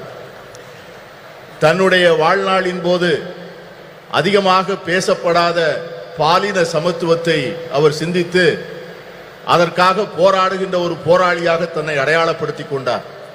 இன்று அது ஒரு தேசிய இயக்கமாக கொண்டாடப்படுகின்ற சூழ்நிலை உருவாகி இருக்கிறது. Our women have made India proud in multiple fields and sectors, in spite of the shackles of tradition, patriarchy, and culture that stood on the way. This struggle for equality has had many ups and downs. But today, Indian women shine in many spheres. To mention just a few: science, knowledge, skills, culture, and sports, and politics. And above all, as centers of our families and leaders of people. நம்முடைய பெண்கள் இந்தியாவிலே மிக மகத்தான சாதனைகளை செய்திருக்கிறார்கள். மரபு வழி சமூகம், ஆணாதிக்க சமூகம், கலாச்சாரம் என்கிற தடைகளை எல்லாம் மீறி அவர்கள் மிக அருமையான சாதனைகளை செய்து முடித்திருக்கிறார்கள். இந்த நீண்ட நெடிய போராட்டத்தில் ஏற்றங்களும் இருந்திருக்கின்றன, இரக்கங்களும் இருந்திருக்கின்றன. ஆனால் இன்று இந்திய பெண்கள் பல்வேறு துறைகளிலே ஒளிர்கிறார்கள். சிலவற்றை சொல்ல வேண்டும் என்று சொன்னால், விஞ்ஞானத்திலே, அறிவிலே, ஆற்றலிலே, கலாச்சாரத்திலே, விளையாட்டிலே, இவை எல்லாவற்றிற்கும் மேலாக நம்முடைய குடும்பத்தினுடைய மைய பொருளாக, மக்களுடைய தலைவர்களாக அவர்கள் ஆற்றுகின்ற பணி மகத்தானது. இருந்தாலும் கூட இந்த போராட்டம் இன்னும் நீண்ட தூரம் பயணிக்க வேண்டும், இன்னும் பல்வேறு தடைகளை தாண்ட வேண்டும். Yet we all know this struggle continues and there are many more frontiers to cross, especially for our disadvantaged sisters. இருந்தாலும் நம்முடைய ஏழை எளிய சகோதரிகள் இன்னும் ஏராளமான தடைகளை தாண்டித்தான் இந்த சமத்துவத்தை பெறுவதற்கான சூழ்நிலை உருவாகி இருக்கிறது.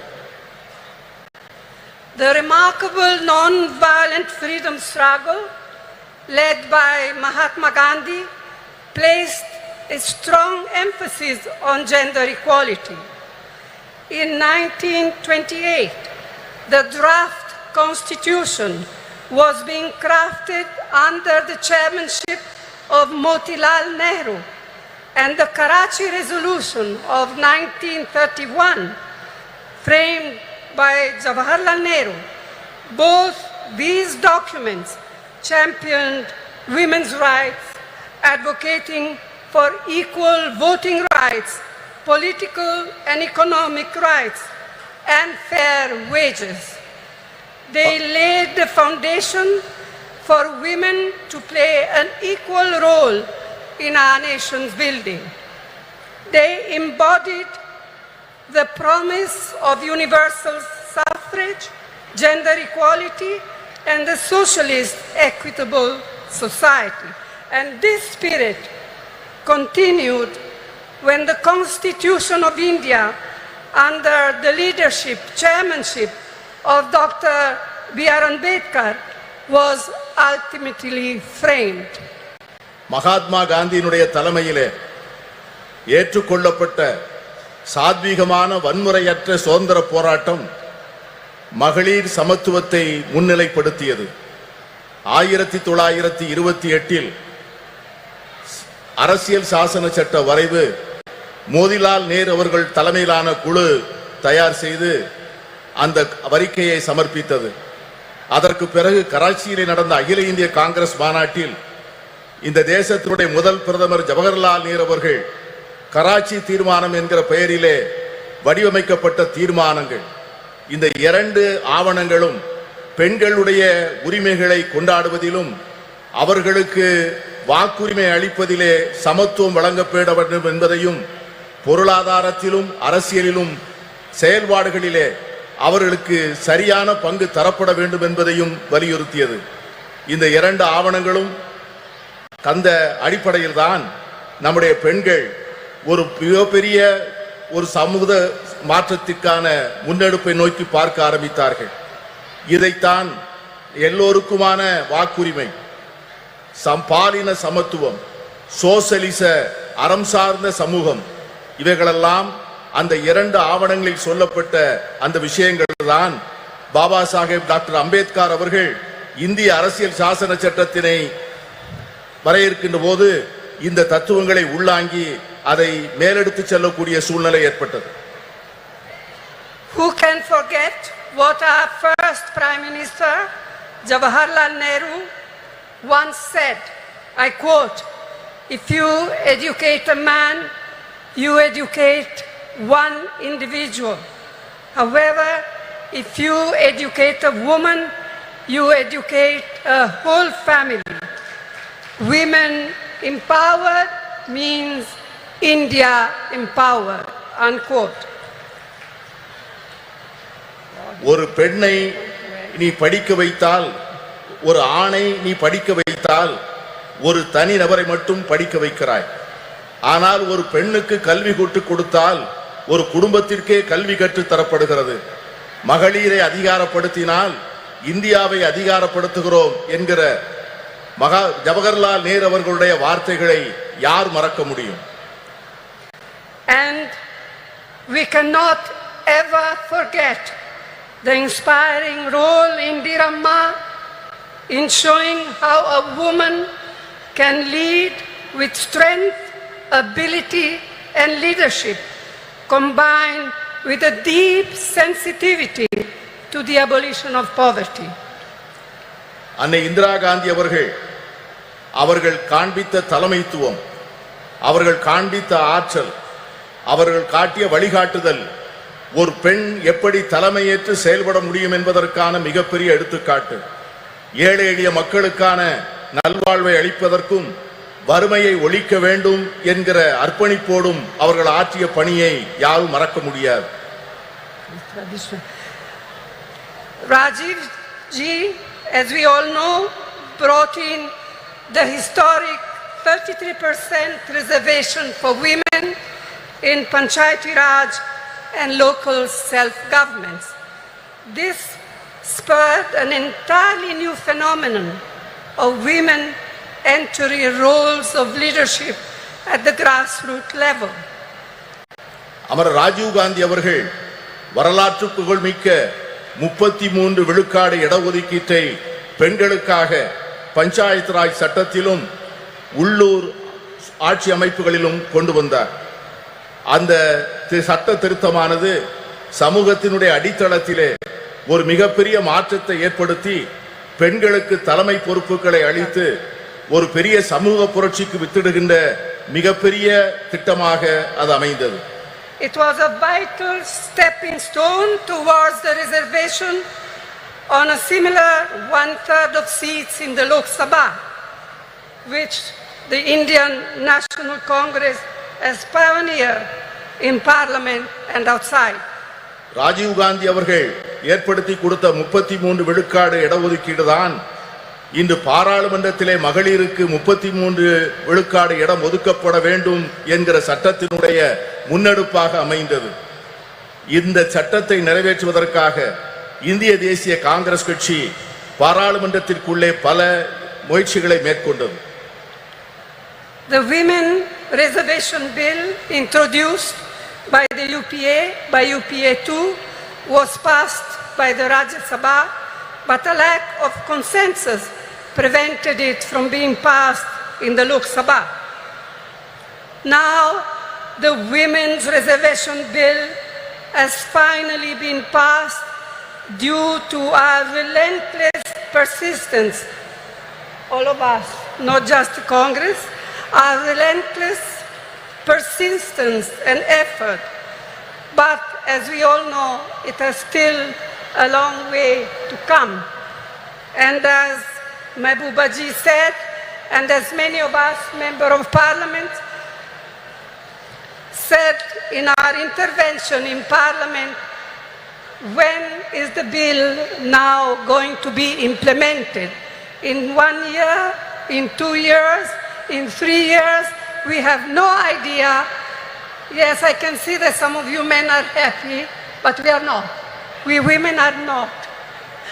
And we are going to fight for it till we eventually get there, whether you men like it or not. மகளிர் இடஒதுக்கீட்டுக்கான சட்டம் ஐக்கிய முற்போக்கு கூட்டணி அரசால் 2010 மார்ச் மாதம் 9ஆம் தேதி மாநிலங்களவையிலே நிறைவேற்றப்பட்டது. ஆனால் மக்களவையிலே ஒரு கருத்தொற்றுமையை உருவாக்க முடியாத காரணத்தினால் அந்த சட்டத்தினை நிறைவேற்ற முடியவில்லை. இப்பொழுது இந்த சட்டம் நிறைவேறியிருக்கிறது என்று சொன்னாலும் கூட இந்த சட்டத்திற்காக நாம் எடுத்துக்கொண்ட முயற்சிகளும் நாம் கொடுத்த அழுத்தங்களும் அதிகம். இங்கே பேசிய பல்வேறு உறுப்பினர்கள் பேசியது போல இந்த சட்டம் என்றைக்கு நடைமுறைக்கு வரும், என்று அமுல்படுத்தப்படும் என்கிற ஒரு தெளிவே இல்லாத ஒரு சூழ்நிலையிலே இந்த ஆண்டா அடுத்த ஆண்டா இன்னும் சில ஆண்டுகள் கழித்தா என்கிற ஒரு நிரந்தரமற்ற தன்மையிலே இந்த சட்டம் உருவாக்கி இருப்பது நாளை வருகின்ற இந்தியா கூட்டணி வந்துதான் இந்த சட்டத்தை நிறைவேற்றி தர வேண்டிய சூழ்நிலையை உருவாக்கும் என்கிற எண்ணத்தை தருகிறது. I'm glad to be able to say here today that the government of Tamil Nadu under Thiru Annadurai and then Thiru Karunanidhi laid the foundations of incredible changes in status and opportunity for women. Today, Tamil Nadu stands as a beacon of women's equality and women's development. அறிஞர் அண்ணா அவர்களுடைய தலைமையிலே அமைந்த அரசும் அதனைத் தொடர்ந்து கலைஞர் கருணாநிதி அவர்கள் தலைமையிலே தொடர்ந்த அரசும் எடுத்துக் கொடுத்த முன்னெடுப்புகளும் செயல்படுத்திய திட்டங்களும் பெண்களுடைய வாழ்க்கையிலே பல புரட்சிகரமான மாற்றங்களையும் முன்னேற்றங்களையும் தந்திருக்கிறது. அதன் அடிப்படையில் தான் இன்று தமிழ்நாடு இந்தியாவே புகழ்ந்து கொண்டாடக்கூடிய மகளிர் உரிமைகளிலும் மகளிருடைய சமத்துவத்தையும் கொண்டாடக்கூடிய ஒரு ஒளி விளக்காக திகழ்கிறது என்று சொன்னால் அது மிகையாக. In his historic 5 terms as Chief Minister of Tamil Nadu, Thiru Karunanidhi brought the provision of reservation for women in the police way back in 1973. வரலாற்று புகழ்மிக்க 5 முறை முதலமைச்சராக இருந்த கலைஞர் அவர்களுடைய ஆட்சி காலத்தில்தான் பெண்களுடைய காவல்துறையிலே பெண்களுடைய பங்கை அவர்கள் உறுதி செய்தார்கள். இன்று தமிழகத்திலே இருக்கின்ற காவல்துறையிலே 1/4 பெண்களாக இருப்பது எவ்வளவு பெருமைப்படக்கூடிய ஒரு செயல். Today, 1/4 of its police force of Tamil Nadu police force are women. இன்று இருக்கின்ற காவல்துறையினரில் 1/4 சார்ந்தவர்கள் பெண்கள் என்கிற சூழ்நிலை இருக்கிறது.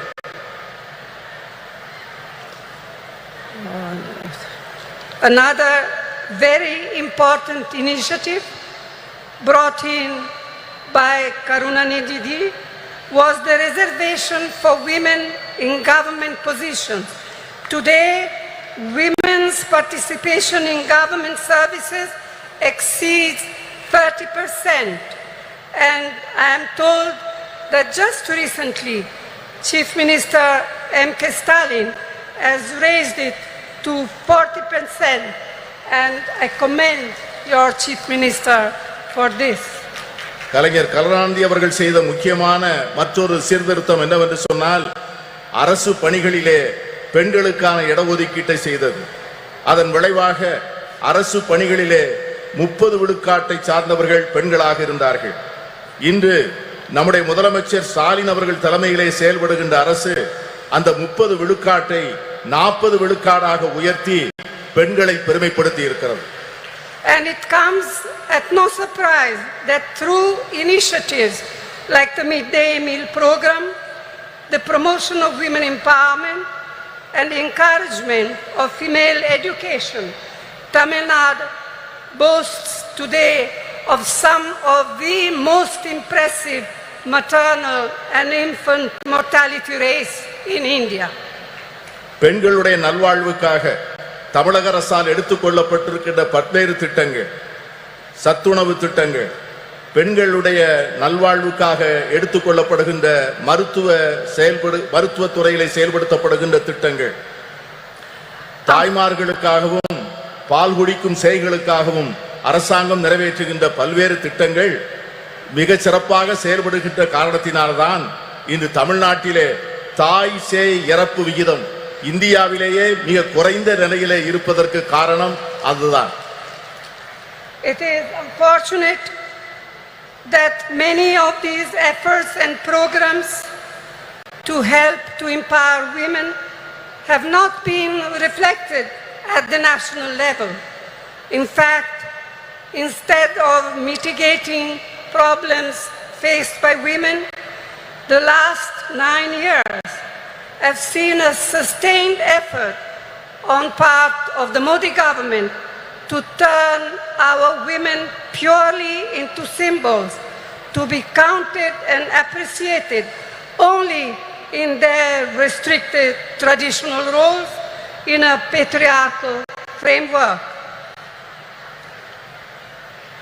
கடந்த சில ஆண்டுகளாக கடந்த 9 ஆண்டுகளாக மோடி அரசினுடைய நடவடிக்கைகள், இந்த நாம் ஏற்றுக்கொண்டிருக்கின்ற திட்டங்கள், நாம் பெற்றுத்தந்த உரிமைகள், கடந்த 70 ஆண்டுகளிலே நாம் செய்த நல்ல முயற்சிகளை எல்லாம் சீரழிக்கின்ற வகையிலே செயல்படுவது நமக்கு ஏற்பட்டிருக்கிற மிகப்பெரிய துரதிர்ஷ்டம். பெண்களை ஒரு அடையாள சின்னமாக மாற்றி பழமையிலும் மரபு வழியிலும் ஏற்கனவே பின்பற்றி வருகின்ற பாரம்பரிய சூழ்நிலையில் மட்டும்தான் பெண்கள் இருக்க வேண்டும் என்று எண்ணுகிறது இந்த அரசை ஒழிய அவர்களுக்காக ஒரு புதிய சுதந்திரத்தையும் உரிமைகளையும் அளிக்க அவர்கள் தயாராக இல்லை. இதை போலத்தான் எல்லா துறைகளிலும் எல்லா சுதந்திரத்திற்கும் சமத்துவத்திற்கும் அறம் சார்ந்த சமுதாயத்திற்குமாக நாம் பெற்ற அனைத்து உரிமைகளையும் கடந்த 9 ஆண்டுகளாக அவைகள் அனைவரும் தொடர்ந்து முறையாக சீரழிக்கப்பட்டு வருவதை நான் சுட்டிக்காட்ட விரும்புகிறேன். I am confident that we, the like-minded parties of the India Alliance, can and will take urgent steps needed to make women's equality a reality. நான் உறுதியாக நம்புகிறேன், நாம் ஏற்பாடு செய்திருக்கிற இந்தியா கூட்டணி என்கிற இந்த அற்புதமான ஏற்பாடு இதை போன்ற சமச்சீரற்ற தன்மைகளை எல்லாம் நீக்கி பெண்களுக்கு உண்மையாகவே அவர்களுக்கு ஒரு சமத்துவ உலகை உருவாக்கி கொடுப்பதற்கான மிக அவசரமான நடவடிக்கைகளை நிச்சயம் மேற்கொள்ளும் என்று நான் உறுதியாக நம்புகிறேன். And it is my fervent hope that we in the India Alliance will see to it that the bill will be implemented as soon as possible. We will all work together to see to it that it happens. நான் உறுதியாக சொல்லுகிறேன், India கூட்டணி என்பது நிச்சயமாக இந்த மகளிர் இடஒதுக்கீட்டுக்கான சட்டத்தை நிறைவேற்றிய தீரும். அதை நிறைவேற்றி ஒரு நல்ல சூழ்நிலையை நாம் ஏற்படுத்திய தீர்வோம். இங்கே குழுமி இருக்கின்ற நாம் அதற்கான உறுதியை எடுத்து அதை நோக்கி செயல்பட வேண்டும் என்று நான் கேட்டுக்கொள்கிறேன். This is our goal. This will be the India Alliance goal, and this is what we women must fight for. If we fight for all together, we shall be victorious. இதை இந்தியா கூட்டணியை சார்ந்த கட்சிகள் நிச்சயமாக செய்யும். நாம் அனைவரும் சேர்ந்து போராடுவோம். நாம் அனைவரும் சேர்ந்து நிச்சயமாக இதனை சாதிப்போம். We shall be victorious. Vetri namade nandri. நன்றியோடு உழைப்போம். வெற்றி நமது. We feel honored by your presence and thank you for your historical address in this historical event, madam. நூற்றாண்டு கண்ட திராவிட இயக்கத்தின் நீட்சியாய் தந்தை பெரியார், பேரறிஞர் அண்ணா, தமிழின தலைவர் முத்தமிழறிஞர் கலைஞரின் வழியில் மகளிர் உரிமைகளை பேணி பாதுகாத்து பார் போற்றும் வண்ணம் திராவிட மாடல் ஆட்சியை நடத்தி வரும் திராவிட முன்னேற்ற கழக தலைவர் மாண்புமிகு தமிழ்நாடு முதலமைச்சர் அவர்களை தலைமை உரையாற்ற அன்புடன் அழைக்கிறோம்.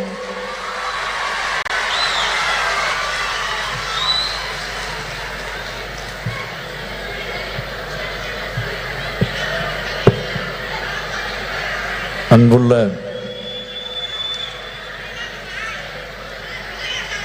முத்தமிழறிஞர் தலைவர் கலைஞர் அவர்களின்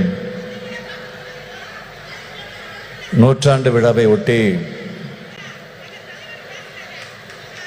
கழக மகளிரணியின் சார்பில் நடைபெற்றுக் கொண்டிருக்கக்கூடிய மகளிர் உரிமை மாநாட்டில் கலந்து கொண்டு இங்கு எனக்கு முன்னால் உரையாற்றி அமர்ந்திருக்கக்கூடிய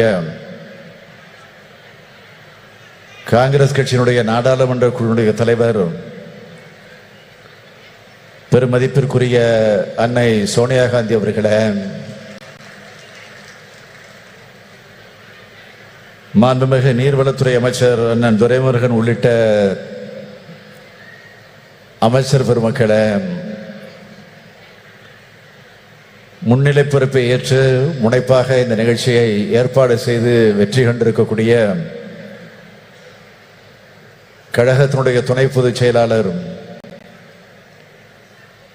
நாடாளுமன்ற குழுவினுடைய துணைத் தலைவர் என்னுடைய அருமை தங்கை கனிமொழி அவர்களே,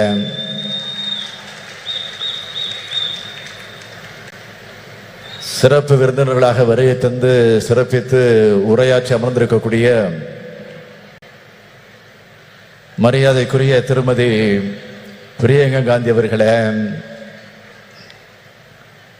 முன்னாள் முதலமைச்சர் திருமதி மெஹபூபா முஃப்தி அவர்களே, திருமதி சுப்ரியா சுலே எம்பி அவர்களே, மாண்புமிகு பீகார் மாநிலத்தினுடைய அமைச்சர் திருமதி லக்ஷ்மி சிங் அவர்களே, திருமதி சுபாஷினி அலி அவர்களே, திருமதி டிம்பிள் யாதவ் எம்பி அவர்களே, திருமதி ஆனி ராஜா அவர்களே, திருமதி ராக்கி பிட்லன் அவர்களே, திருமதி சுஷ்மிதா தேவ் அவர்களே, திருமதி சுகேஷ் சிங் அவர்களே, நாடாளுமன்ற சட்டமன்ற முன்னாள் இந்நாள் உறுப்பினர்களே,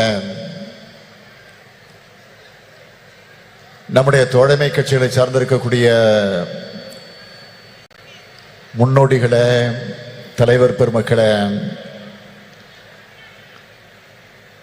கழக மகளிரணியின் செயலாளர் திருமதி ஹெலன் டேவிட்சன் அவர்களே, மகளிரணியினுடைய தொண்டரணி செயலாளர் திருமதி நாமக்கல் ராணி அவர்களே, திரளாக திரண்டிருக்கக்கூடிய மகளிரணியை சார்ந்த சகோதரிகளே, உள்ளாட்சி அமைப்பு பிரதிநிதிகளே, அருமை பெரியோர்களே, தாய்மார்களே, இளைஞரணியின் செயலாளர் தம்பி உதயநிதி ஸ்டாலின் அவர்களே, மற்றும் பல்வேறு அணிகளை சார்ந்திருக்கக்கூடிய அமைப்பாளர்களே, துணை அமைப்பாளர்களே, பெரியோர்களே, தாய்மார்களே, தொலைக்காட்சி பத்திரிகை உலக நண்பர்களே, என் உயிரோடு கலந்திருக்கக்கூடிய தலைவர் கலைஞர் அவர்களின் உயிரினும் உயிரான அன்பு உடன்பிறப்புகளே, உங்கள் அனைவருக்கும் என்னுடைய அன்பான வணக்கம்.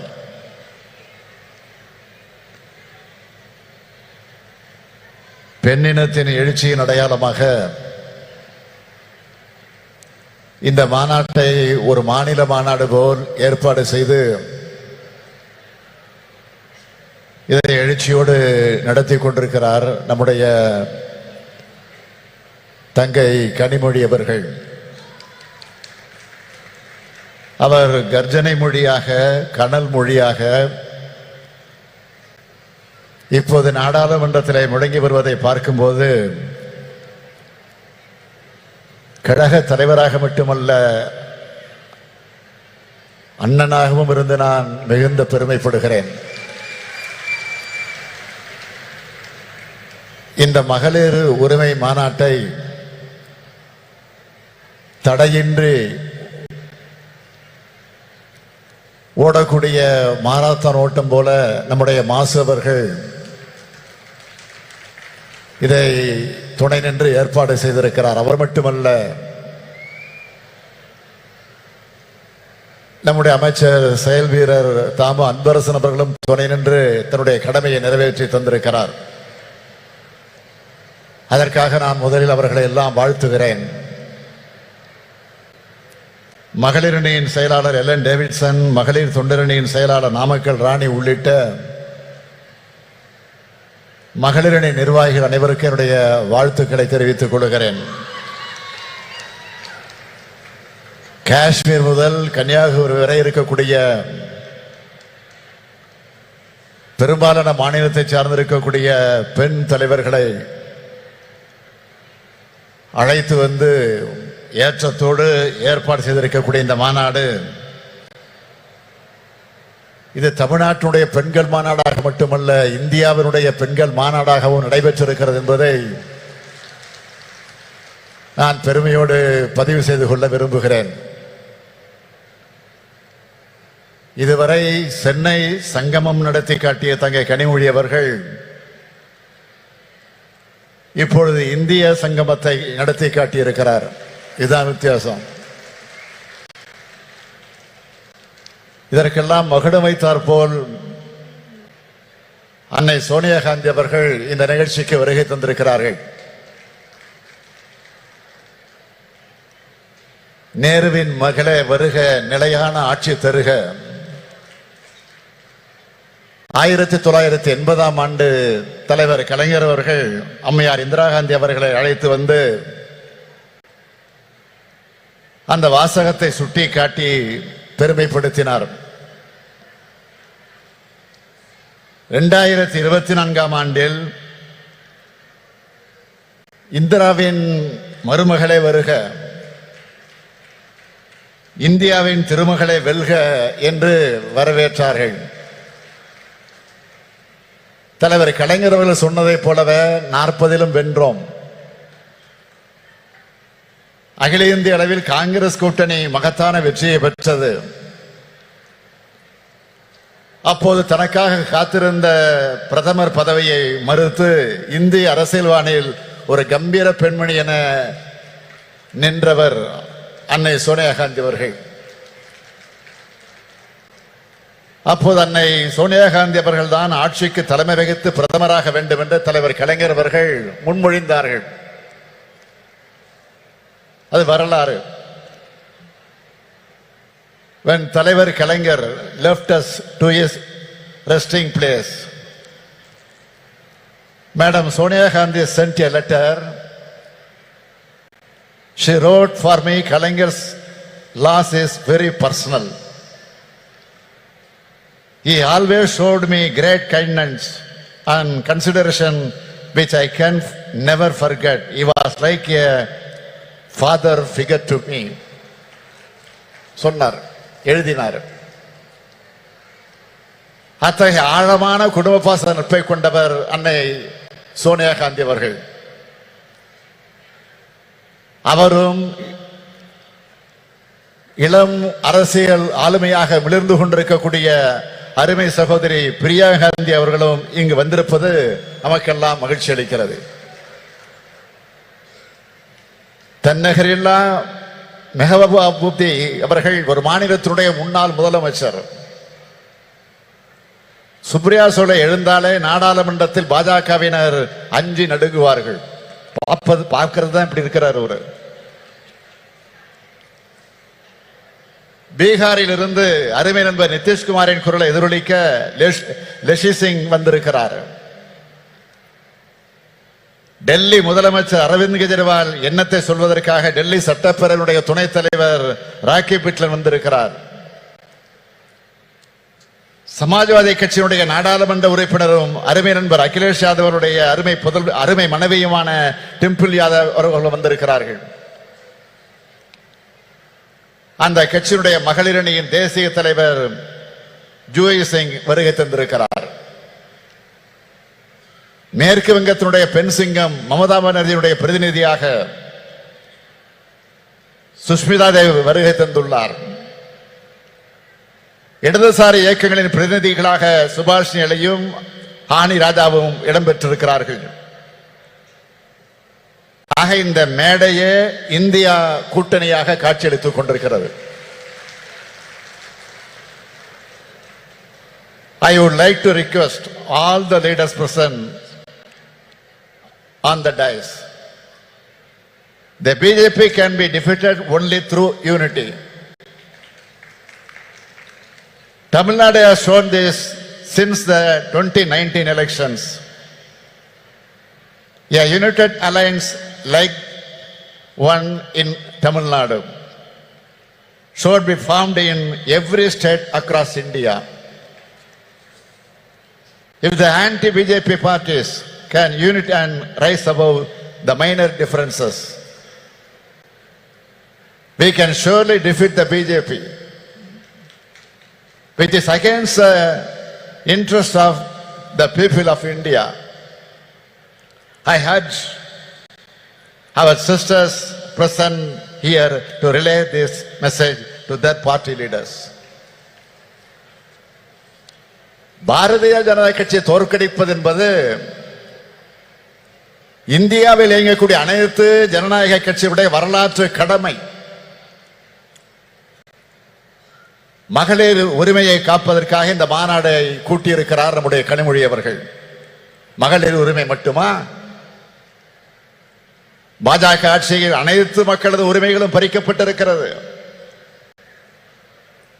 இன்றைக்கு நாம் பார்க்கும் நாடாளுமன்ற அமைப்பு முறை இருக்குமா? மக்களால் தேர்ந்தெடுக்கப்படக்கூடிய மக்களாட்சி இருக்குமா என்ற கேள்வி பெரிதாக எழுந்து வருகிறது. ஒரே நாடு, ஒரே மொழி, ஒரே மதம், ஒரே பண்பாடு, ஒரே தேர்தல், ஒரே தேர்வு, ஒரே உணர்வு என்ற பெயரால் ஒற்றை கட்சி ஆட்சியை கொண்டு வருவதற்காக பிரதமர் நரேந்திர மோடி அவர்கள் இன்றைக்கு முயன்று கொண்டிருக்கிறார். அது நடந்தால் ஒரே மனிதர் என்ற எதேச்ச அதிகாரத்திற்கு அது வழிவகுக்கும். எனவேதான் வர இருக்கக்கூடிய நாடாளுமன்ற தேர்தலில் பாஜகவை முற்றிலும் தோல்வியடைய செய்ய வேண்டும். நாடாளுமன்ற தேர்தல் நெருங்கி வருவதால் பெண்களை ஏமாற்ற மகளிருக்கு நாடாளுமன்றத்தில் சட்டமன்றங்களில் 33 விழுக்காடு இடஒதுக்கீடு என்று சட்டம் கொண்டு வருவதை போல ஏமாற்றிக் கொண்டிருக்கிறார்கள். பேசினார்களே இங்கே உரையாற்றிய அத்தனை பேரும் மிக தெளிவாக எடுத்து சொன்னார்கள். எனவே நான் அதிகம் விளக்கம் சொல்ல விரும்பல. 33 விழுக்காடு இடஒதுக்கீடு பெண்களுக்கு கிடைத்துவிடக் கூடாது என்ற சதி எண்ணத்தோடு தான் இந்த சட்டத்தையே பாஜக கொண்டு வந்திருக்கிறது என்று நான் கருதுகிறேன். அப்படித்தான் எல்லோருக்கும் என்ன வருகிறது. நடைபெற இருக்கக்கூடிய நாடாளுமன்ற தேர்தலில், சட்டமன்ற தேர்தலில் பெண்களுக்கு 33 விழுக்காடு இடஒதுக்கீடு வழங்கப்படும் என்று இந்த சட்டம் சொல்லி இருந்தால் பிரதமர் நரேந்திர மோடியை நாமெல்லாம் பாராட்டலாம். என்ன நடந்திருக்கிறது? மக்கள் தொகை கணக்கெடுப்பு முடிந்த பிறகு அதை வைத்து தொகுதி மறுவரைக்குள்ள அந்த பிரச்சனைகள் எல்லாம் முடிந்ததற்கு பிறகு சொல்வார்களாம். பழைய சினிமா பார்த்திருப்பீங்க. பழைய சினிமால தான் ஒரு காட்சி வரும். என் கையில் உள்ளதை நான் தர வேண்டுமானால் 7 மலையை சுற்றி வா, 7 கடலை சுற்றி வா என்று பூதம் சொல்வதாக கதை சொல்வார்கள் அல்லவா? அது போன்ற கப்சா சட்டத்தை மோடி ஏற்றியிருக்கிறார். பெண்களுக்கு 33 விழுக்காடு கொடுத்து விட்டதாக பிரதமர் சொல்லிக் கொள்கிறார். 2029ஆம் ஆண்டு தான் இந்த இடஒதுக்கீடு கிடைக்கும் என்றும் 2034ஆம் ஆண்டு கூட ஆகலாம் என்றும் கணக்கிட்டு சொல்கிறார்கள். எதுவாக இருந்தாலும் நான் சொல்றேன், 2024 ஆண்டுக்கு பிறகு மோடி ஆட்சி இருக்க போறதில்லை என்பதை மக்கள் முடிவு செஞ்சுட்டாங்க. 1996ஆம் ஆண்டு திமுகவும் காங்கிரஸ் ஆதரிச்ச ஐக்கிய முன்னணியின் ஆட்சி காலத்துல இப்படி ஒரு சட்டத்தை கொண்டு வந்தோம். ஆனா இந்த நிபந்தனைகள் எல்லாம் நாம் அன்றைக்கு விதிக்கல. 2010ஆம் ஆண்டும் நம்முடைய கூட்டணி அரசு இப்படி ஒரு சட்டத்தை கொண்டு வந்த போது இது மாதிரியான நிபந்தனைகளை விதிக்கல. ஆனால் இப்பொழுது பாஜக நிபந்தனை போடுகிறது என்றால் அவர்கள் உண்மையான அக்கறையோடு இதை கொண்டு வரல. மகளிர் எந்த உரிமைகளையும் பெற்றுவிடக் கூடாது, வீட்டுக்குள்ள முடங்கி கிடக்க வேண்டும் என்று நினைக்கிறது பிஜேபி. பாஜக ஆட்சி அப்படி நினைக்கிறது. அன்னை சோனியா காந்தி அவர்களும் பிரியங்கா காந்தி அவர்களும் இந்த மேடையில் இருக்கிறார்கள். ஒரு விஷயத்தை நான் நினைவு கூறுவது பொருத்தமாக இருக்கும் என்று கருதுகிறேன். அவரே பேசுகிற போது சொன்னார், பிரதமர் ராஜீவ் காந்தி அவர்கள் தான் உள்ளாட்சி அமைப்புகள்ல பெண்களுக்கு இடஒதுக்கீட்டை முதலாக உறுதி செய்தார். இதன் தொடர்ச்சியாகத்தான் தமிழ்நாட்டில் உள்ளாட்சி அமைப்புகள்ல பெண்களுக்கான இடஒதுக்கீட்டை முதல்ல 1996ஆம் ஆண்டு வழங்கியவர் நம்முடைய தலைவர் கலைஞர் அவர்கள். இப்போ அந்த உள்ளாட்சி அமைப்புகள்ல 50% இடஒதுக்கீடு இப்போ பொறுப்புல இருக்கிறாங்க. இப்போ 50%க்கு மேல இருக்கிறாங்க. போற போக்க பார்த்தா ஆண்களுக்கு இடஒதுக்கீடு வேண்டும் என்று கேட்கக்கூடிய நிலை வந்தாலும் வரும். ஆத்திரத்தில் சொல்ற நினைக்காதீங்க, பெருமையா சொல்றேன். உங்களுக்கு வருகிற அந்த பெருமையோடு சொல்றேன். பாஜக கொண்டு வந்திருக்கக்கூடிய சட்டத்தில் இன்னொரு முக்கியமான விஷயம், இதர பிற்படுத்தப்பட்ட பெண்களுக்கும் சிறுபான்மையின பெண்களுக்கும் இடஒதுக்கீடு வழங்கவில்லை. அப்படி வழங்கினால்தான் ஏழை எளிய விளிம்பு நிலை மக்களுடைய நிலை, அவருடைய குரல் சட்டமன்றத்திலும் நாடாளுமன்றத்திலும் ஒலிக்கும். அப்படி ஒலிக்க கூடாது என்பதற்காகத்தான் பாஜக நினைக்கிறது. இதை பாஜகவினுடைய அரசியல் தந்திரமாக மட்டுமல்ல, அரசியல் சதியாகவும் பார்க்க வேண்டியிருக்கிறது. இதனை சுட்டிக்காட்டி நாம் பேசினால் பிரதமராக இருக்கக்கூடிய மோடி என்ன பதில் சொல்லுகிறார்? அள்ளி விடுறாரு. அதாவது பெண்களை சாதி ரீதியாக பிளவுபடுத்த பார்க்கிறோமா, சாதி ரீதியாக மத ரீதியாக மக்களை பிளவுபடுத்துவது யார் என அனைவருக்கும் தெரியும். இடஒதுக்கீடு நாம் கேட்கிறோம் என்றால் சாதி ரீதியாக பிரிப்பதற்காக கேட்கிறோம் என்பதல்ல. அனைத்து மகளிரும் எல்லாவித உரிமைகளையும் பெற்றவர்களாக உயர வேண்டும் என்பதற்காகத்தான். இதை விட்டு கொடுத்துட்டா அடுத்தடுத்து சமூக நீதியை காவி விடுவாங்க. எந்த சூழலிலும் இந்த சமூக நீதியை நாம் விட்டுக் கொடுக்க கூடாது. இதுதான் நமக்கு இருக்க வேண்டிய உறுதி. ராகுல் காந்தி அவர்கள் சமூக நீதியை குரலைத்தான் தொடர்ந்து இப்ப எதிரொலிச்சிட்டு இருக்கிறாரு. இந்தியா கூட்டணி என்பது வெறும் தேர்தல் கூட்டணியாக மட்டுமல்ல, கொள்கை கூட்டணி. அதை மறந்துடாதீங்க. சமூக நீதி, மதச்சார்பின்மை, மாநில சுயாட்சி, கூட்டாட்சி கருத்தியல், அனைவருக்குமான அரசியல் பங்கீடு என்ற கோட்பாடுகளை கொண்டதாக இந்த கூட்டணி அமைந்திருக்கு. இந்தியா கூட்டணியை வெற்றி பெற வைப்பதன் மூலமாக மகளிர் உரிமை மட்டுமல்ல, அனைத்து உரிமைகளும் அனைவருக்கும் கிடைக்கக்கூடிய இந்தியாவாக நாம் உருவாக்க வேண்டும். சொத்துல சம உரிமை, வேலை வாய்ப்பிலே பெண்களுக்கு 30% இடஒதுக்கீடு, ஆரம்ப பள்ளிக்கூடங்களில் கட்டாயமாக பெண்களைத்தான் ஆசிரியராக நியமிக்க வேண்டும் என்ற சட்டம், கர்ப்பிணி பெண்களுக்கு உதவித்தொகை, விதவைகளுக்கு மறுவாழ்வு திட்டம், ஒரு ஏழை எளிய குடும்பத்தில் பிறந்திருக்கக்கூடிய ஒரு பெண்ணுக்கு திருமணம்னா அந்த பெண்ணுக்கு உதவி செய்யக்கூடிய ஒரு அற்புதமான திட்டம்.